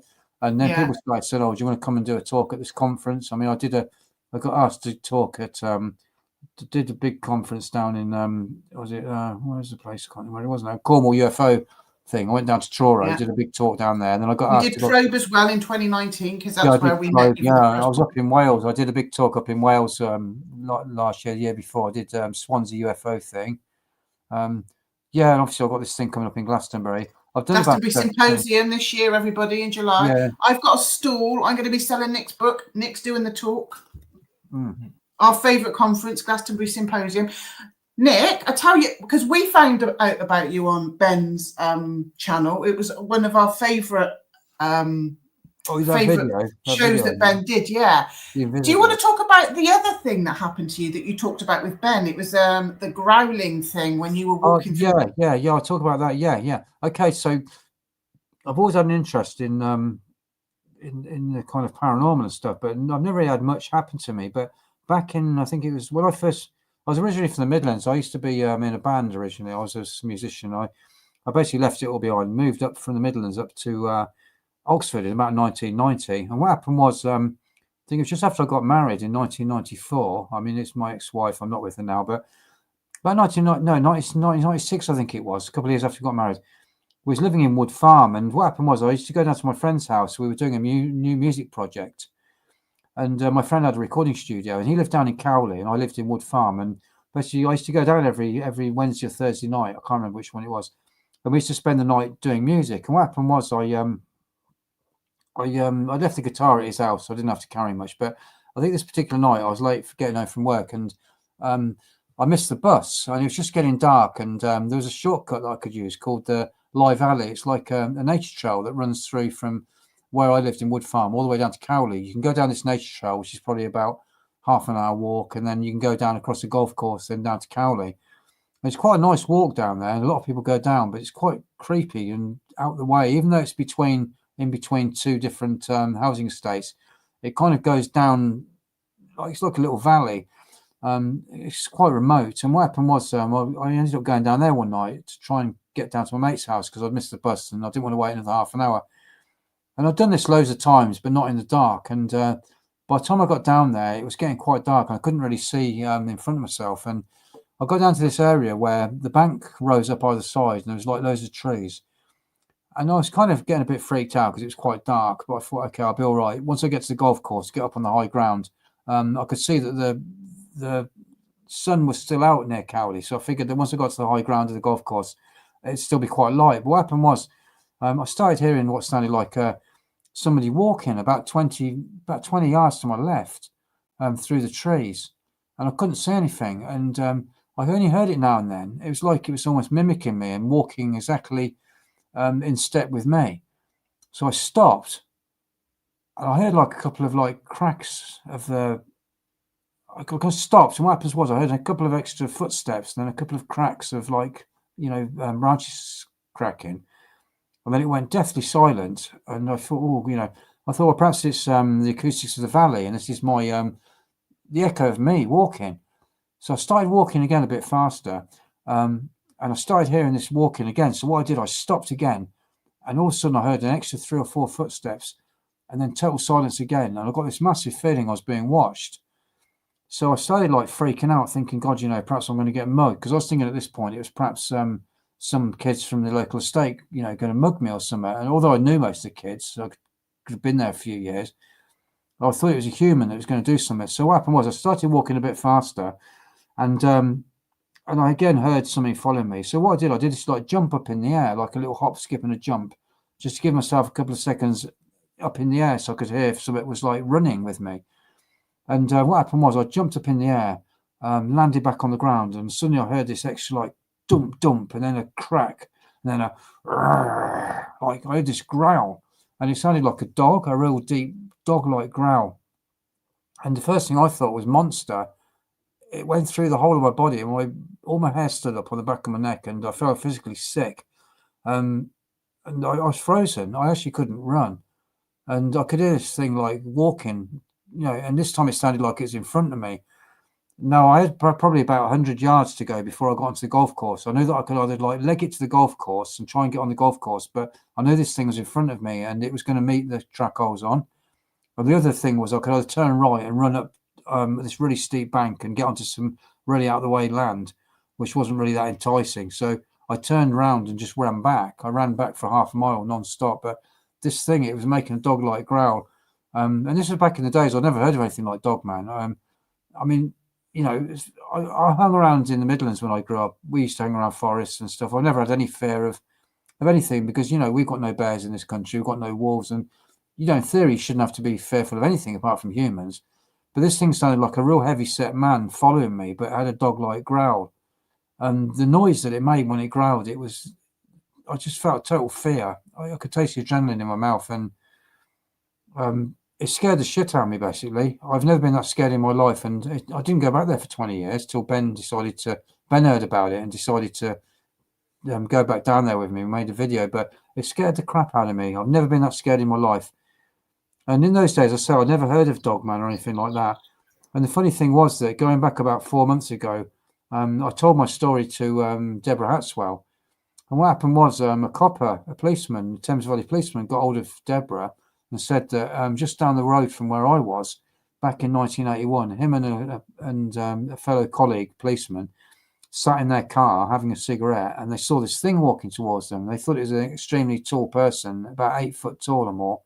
And they looked, and it was a humanoid person with a dog's head and dog's hands and dog feet, but like massive dog feet, but human-like hairy hands. And this thing was a dog man, and they saw it, and it looked at them and smiled at them, and then it walked off. And it affected this guy so much that he's never stopped thinking about it for 40 years nearly. I think it's 1981 when that happened. And my encounter wasn't until 1996. But I think he heard about my encounter and then decided to tell his story. Was this after you saw the your first UFO? After or before? No, this was long before. No, I didn't start doing my UFO work till I saw my UFO in 2008, and I started questioning visibles 2010. This was 1996 when I had this encounter. This was 14, 15 years before I started questioning visibles.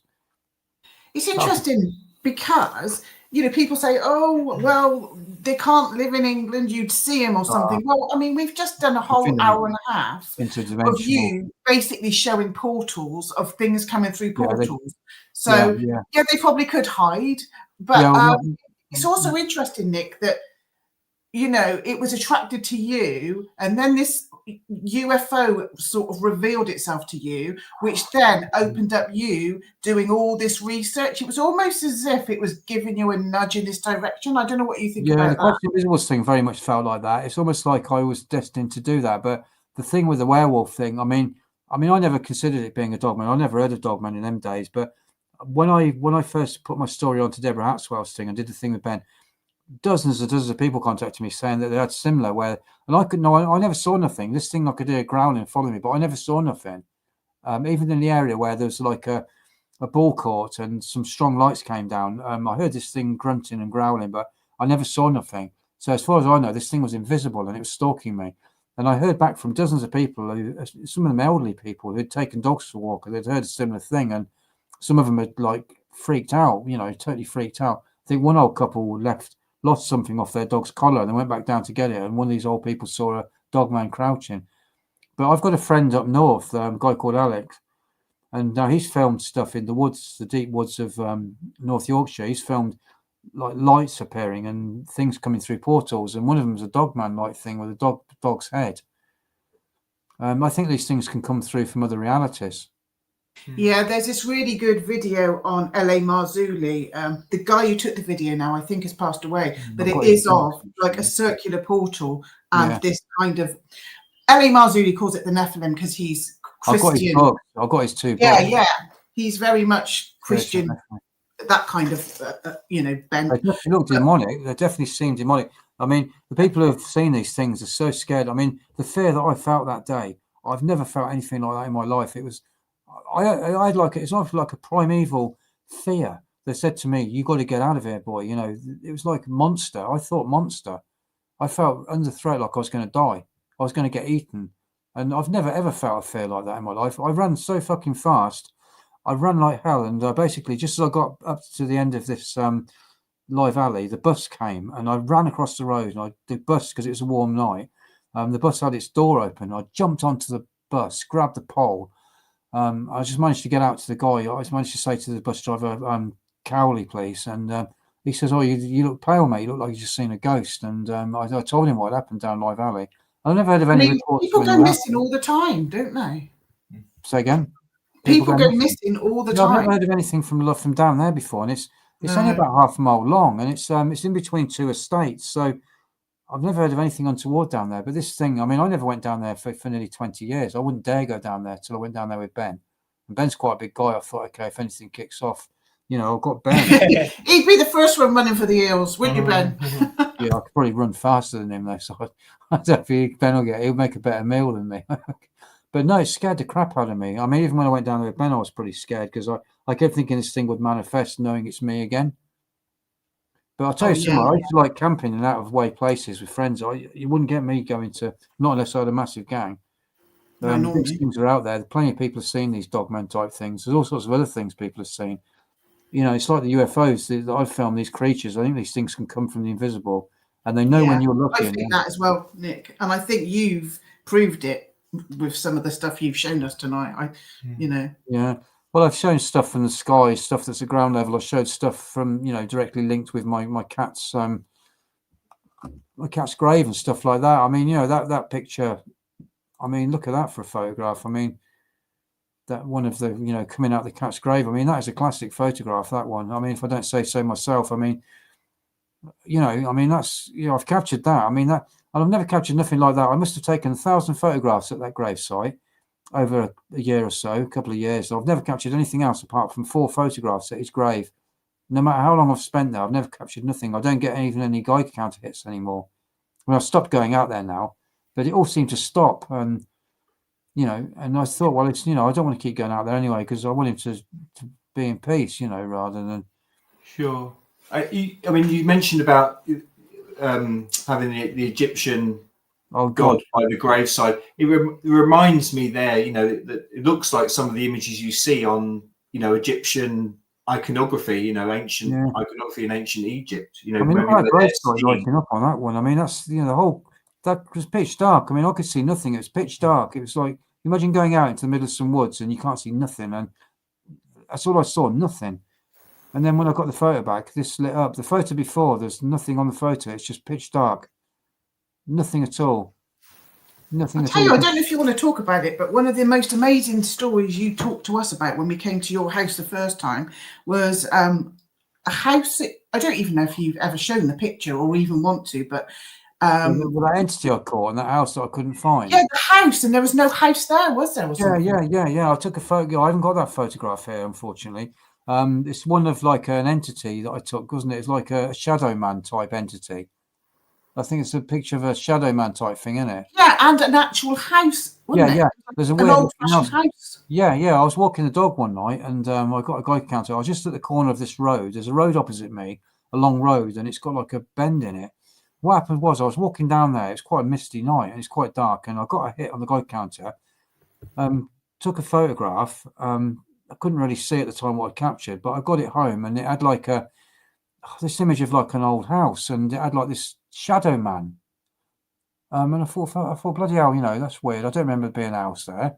I went back down the next day, and there's no house there. It was demolished. It was just like land. And I thought, well, that can't be right. I spent about a week. I kept going out every night, and I was checking every house and thinking, well, I can't find this house. And I think it's being lit up by some of the street lights, and I could see this. There's like a shadow man, a pure black man that was standing there looking at me. And we've seen the photo. Yeah, we can vouch for this. Me and Mark have seen the photo. Yeah, and it just looks like there was a man standing in front of a house. Yeah, and you can see the house doesn't exist. Yeah, you can see like what looks like the lights from the street lighting up the house. There's like a little kind of bedroom type bit, like a bit with a roof part, and it doesn't exist. Yeah, it doesn't exist. The house doesn't exist, and the man. I mean, I saw nothing. I certainly didn't see. I think it was a really hot night. I think it was a hot night, but it was misty. I think it was quite warm. And that guy looks like he's dressed in something heavy. It's just pure black. It's definitely like a shadow man. Yeah, it's a pretty weird one that was, because I've never ever found this house. I mean, there's a house built there now. Funnily enough, they've built a kit house. But you can't find any mention of this. No, I mean, it's so clear. No. It's kind of as clear as day. It's a picture of a man in front of a house that doesn't exist. Yeah, but it's like a pure black man. It's almost like it's a shadow being, a pure black shadow being. Yeah.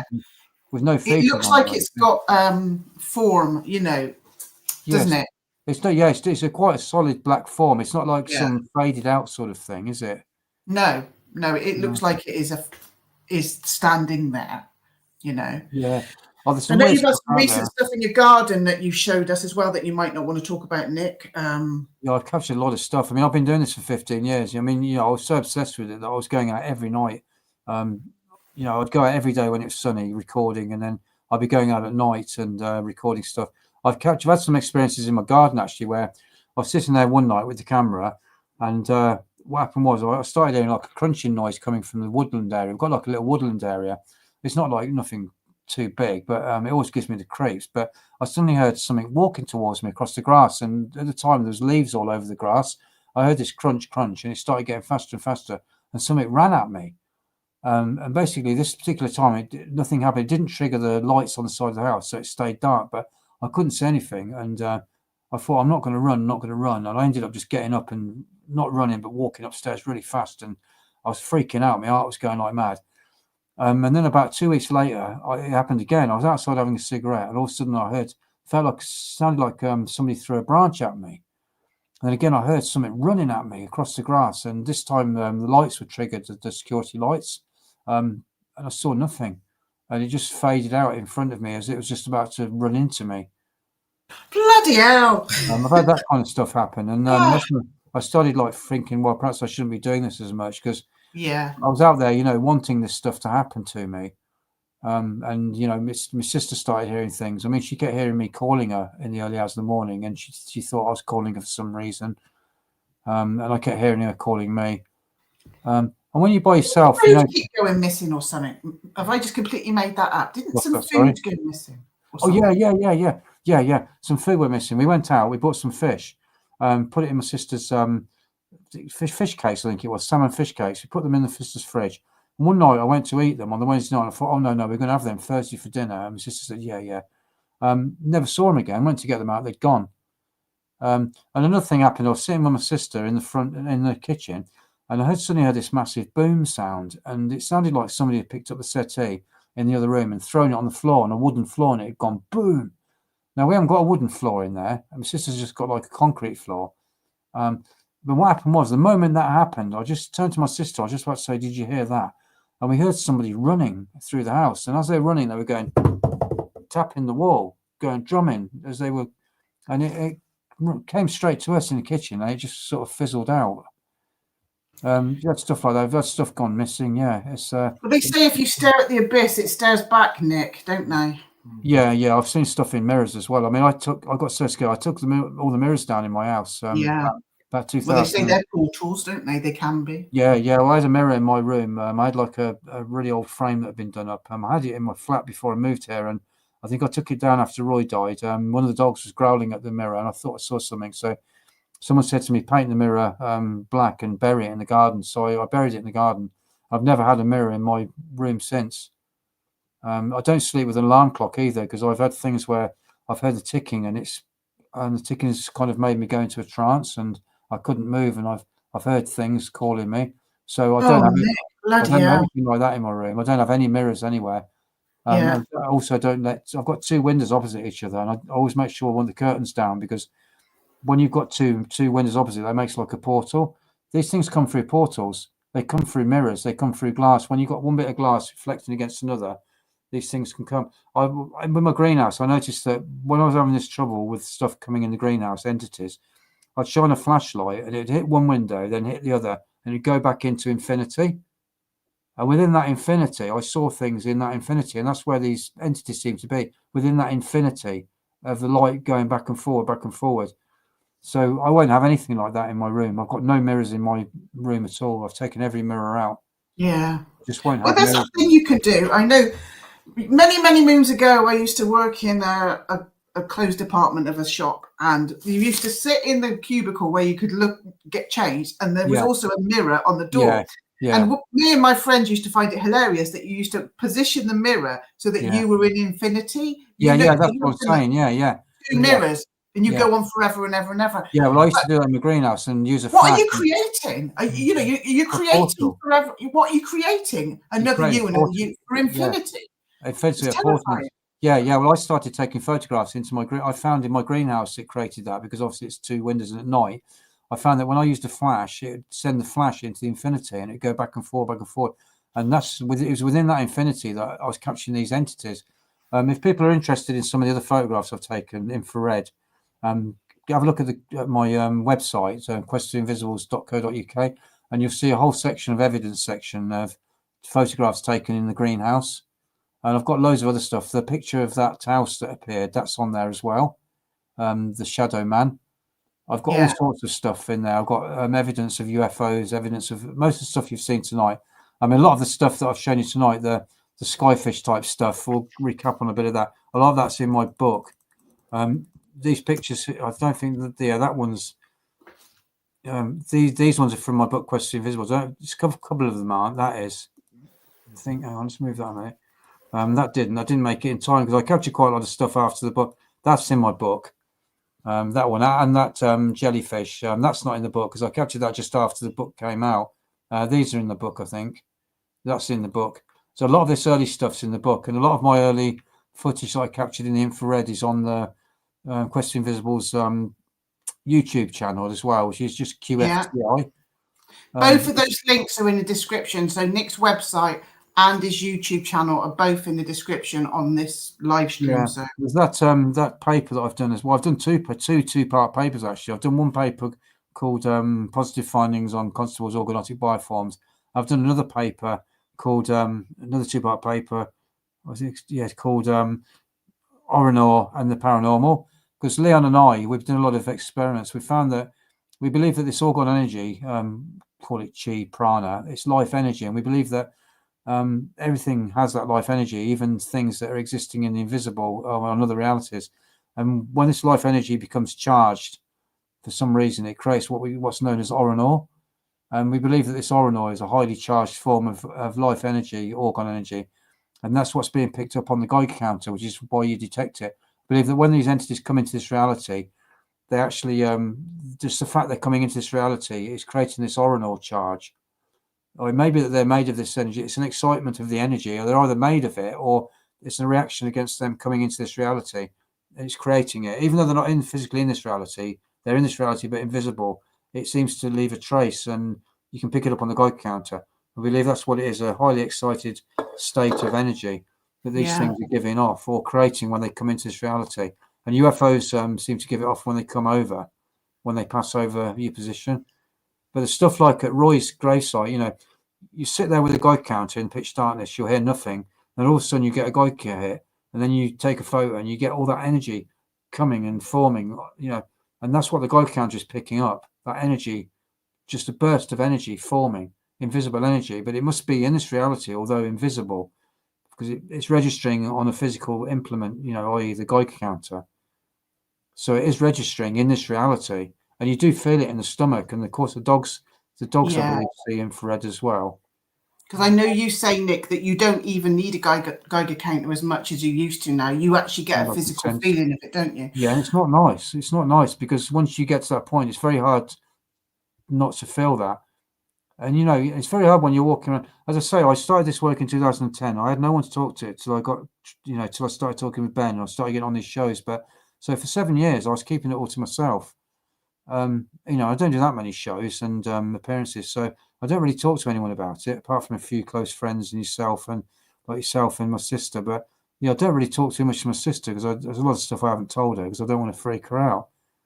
Because, she's still got to live here. We've got to live here. Yeah, and you've got to keep yourself safe as well. What do you do to keep yourself safe, Nick? I mean, do you do any rituals? Do you burn sage or anything? What do you do to keep yourself? I do burn sage. I pray a lot as well. Yeah. I do burn sage. Yeah, I do pray a lot as well. So you just have to, pray to whoever you pray to. But I just pray for protection. But yeah, no, this stuff is real. Some people laugh and go, "Oh, ghosts aren't real. This isn't real," but they bloody well are. I'll tell you an example. When my mum died, right? My mum died, and my sister and I went back to her flat. And what happened was, my friend Mohammed, my Iranian friend, came round, and as he walked through the threshold of the house, his phone started flashing, and he got a message that went to the front of his phone, not in his inbox, but it actually appeared on the front of his phone. It said, "Oh, no need to worry. Just want you to know that when you die, you're not really dead." And that came on exactly as I said to Mohammed. Mohammed said, "Oh, where do you think your mum is now?" And I was just about to answer, and all of a sudden that happened. So I reckon it was my mum. I believe that people carry on. I think they die, then they come back into another body, and they carry on living as if they're not dead. She must have had a phone in that reality and managed to send some kind of a message. It's absolutely incredible. But No, all these happening to you, or I don't know if it's to you or if you're just aware of them and just bringing them. But yeah, we're just not aware of it, as much. Oh, there's stuff going on. I mean, I got to the point where I used to go everywhere with my guide counts. I even used to walk through Oxford with it and take photographs, but I got a bit paranoid. But I believe, if you walk around with a guide counter all the time and a camera, you'll catch stuff. You'll be surprised what you'll capture. I capture stuff at graveyards as well, and I tend not to do that now because things will follow you back home, and it's not good really to be permanently in that reality of doing this stuff. I haven't been out for a while with my camera. I don't go out much now because the minute I go out, that's when it seems to pick up. The lights start flashing. I start hearing knocks on the door and footsteps start going, and the dog starts getting nervous. It's almost like it increases when I go looking for it.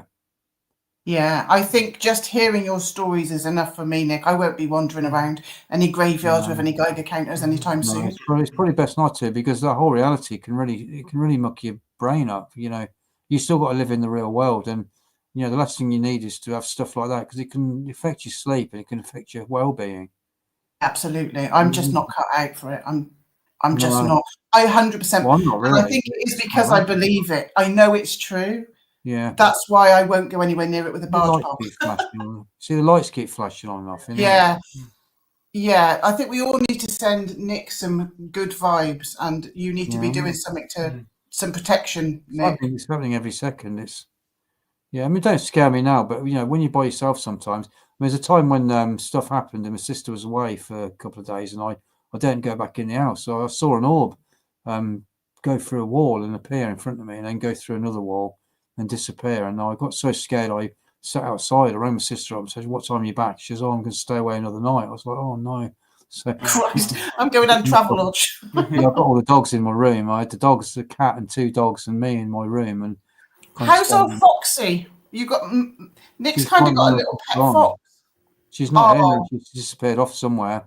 Oh, really? Yeah, she's not around at the moment. But yeah, I've got a lot of animals that like to come. I've got Cyril the squirrel now, but little squirrel friend. Like Dr. Doolittle. Yeah, the dogs. The dogs sense stuff. My dog Lucy, she wouldn't come upstairs in my room. She'd start snarling and covering up her eyes, and they really do sensing animals. They sense things. 100%. We had that with Fodo after my mum passed away. Fodo, for some strange reason, just got up on a chair in the kitchen, stared at a blank wall, and was sniffing and wagging his tail as if he was like happy to see somebody. So my dog is the most he's passed away himself now, but he was the most antisocial little sod you'll ever come across. So if it had been anybody he didn't know, he would have growled at them. But he was sniffing the bare wall. And they're not. Yeah, they know. They're not silly. The dogs. They can sense things. Absolutely. Yeah, there's a lot more to this world than people think. But the thing is, it's best just to get on with your life and not really look into this stuff. It's all right to watch programs and stuff like this and find out. But if you're going to seriously start exploring this stuff and taking photos, your life will never be the same again. Yeah, you can never go back to what you were once you realise what's going on. You can't put the lid back on, can you? And it's hard. Yeah. And, you can just ignore it and not bother doing it, and that's kind of what I'm doing at the moment. I'm, I don't mind talking about it all, but I'm not as active as I used to be. I just don't get the urge to go out there doing it now because I started getting a real sickening feeling and a real feeling of dread. And it's not nice when you get that kind of feeling. You've put your time in, Nick. Come on, you've put your time in. And your research needs a lot more eyes on it than. It's just there for people if they're interested. I don't, if people say they don't believe it, I don't care. It's up to them. People don't believe it. It doesn't bother me. But I'm just showing you what I've captured. There's nothing. It's not made up. This stuff. It's just real. It's really real. You've only got to have a conversation for 10 minutes to know it's real. You are the most honest, down-to-earth, genuine guy we've ever come across, except Ben, of course. But you've only got to speak to you for 5 minutes to know damn well that what you're saying is the truth. Oh yeah, no, it's real, okay, but it can have long-lasting effects on you. Luckily, I'm not too bad at the moment. I kind of got my head around it all. But there was a time when Roy died. I was so upset when I lost my cat Roy. because he was living wild in my garden. I took him on, and he was living with the neighbours, and the neighbours moved, and he ended up living wild. It took me nearly a year to gain his trust to get him to come into my house, and we were inseparable. And having to get him put down when he got ill, it was, I almost had a mental breakdown. I did have a breakdown. I was in the right state. I think it was that emotion was what created all the stuff that was happening.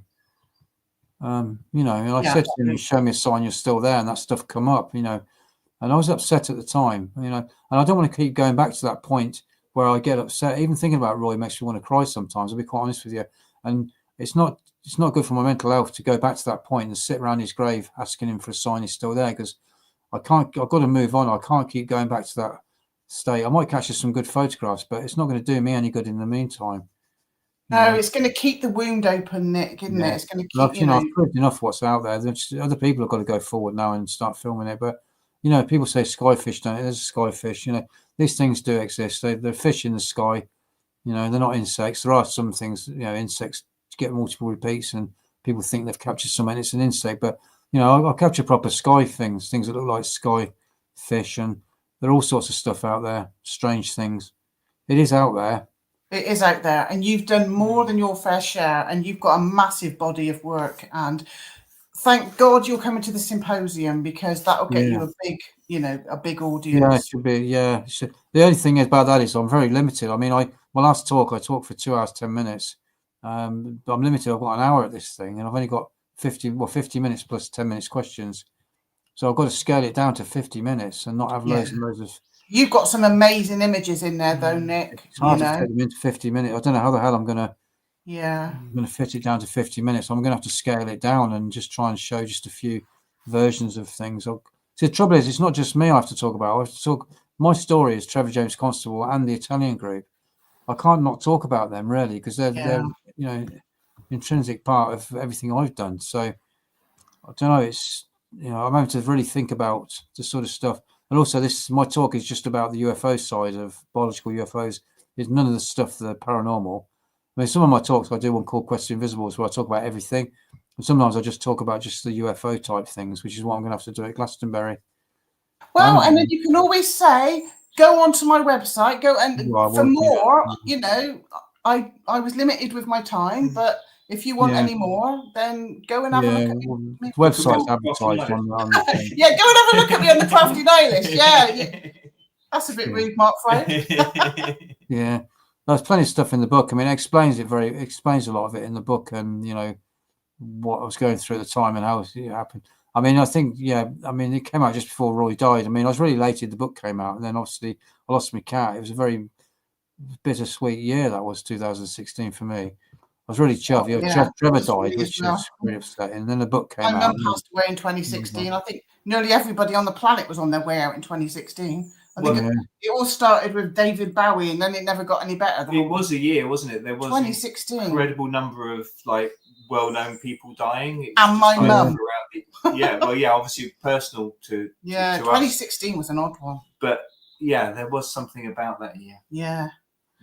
Right, Nick, we know you've got to go and let your dogs out. I've got to go and do a few things now. I've got to go and walk my dog and do some stuff and that. Yeah. We really appreciate your time, Nick, so much. Thank you so much. Yeah, everybody in the chat room has been saying how brilliant your work is and thanking you for all the people watching. Yeah. Well, that's all right. I mean, it's good if people are into it. I mean, I've tried to put over as much as I can. There's a lot to say, really. It's not easy always to put it over. You've done a great job. You've done a great job, mate. And go and get Nick's book on Amazon and also something random like Sainsbury's or something, isn't it, Nick? Well, no, I'm just saying it is available everywhere. Even Summerfield have got it online, but Summerfield, that's it. It's all online, not actually for sale in the shop or anything. Support our Nick, get his book, and if you can spread his work far and wide, which is what we want to do. Because we know how valuable it is and cutting edge. It really is quite cutting edge. Jay Wyden said he changed his life reading your book. And he had me back on there twice. I went back on with images the second time. Yeah, I really enjoyed it. I got on well with Jay. Yeah, he's great. We like listening to him. Yeah, reality check. Yeah. Yeah, yeah. Thanks again, Nick. Your work is absolutely incredible. Yeah, it really is amazing. And we love you as our buddy. And thank you, Ben, for having Nick on, or else we would have never heard of him. So we'll end the stream now, but you stay on, Nick, so we can say thank you to you privately quickly. So thanks, everybody. See everybody. Hope you enjoy it. Thank you. Take care. Bye-bye.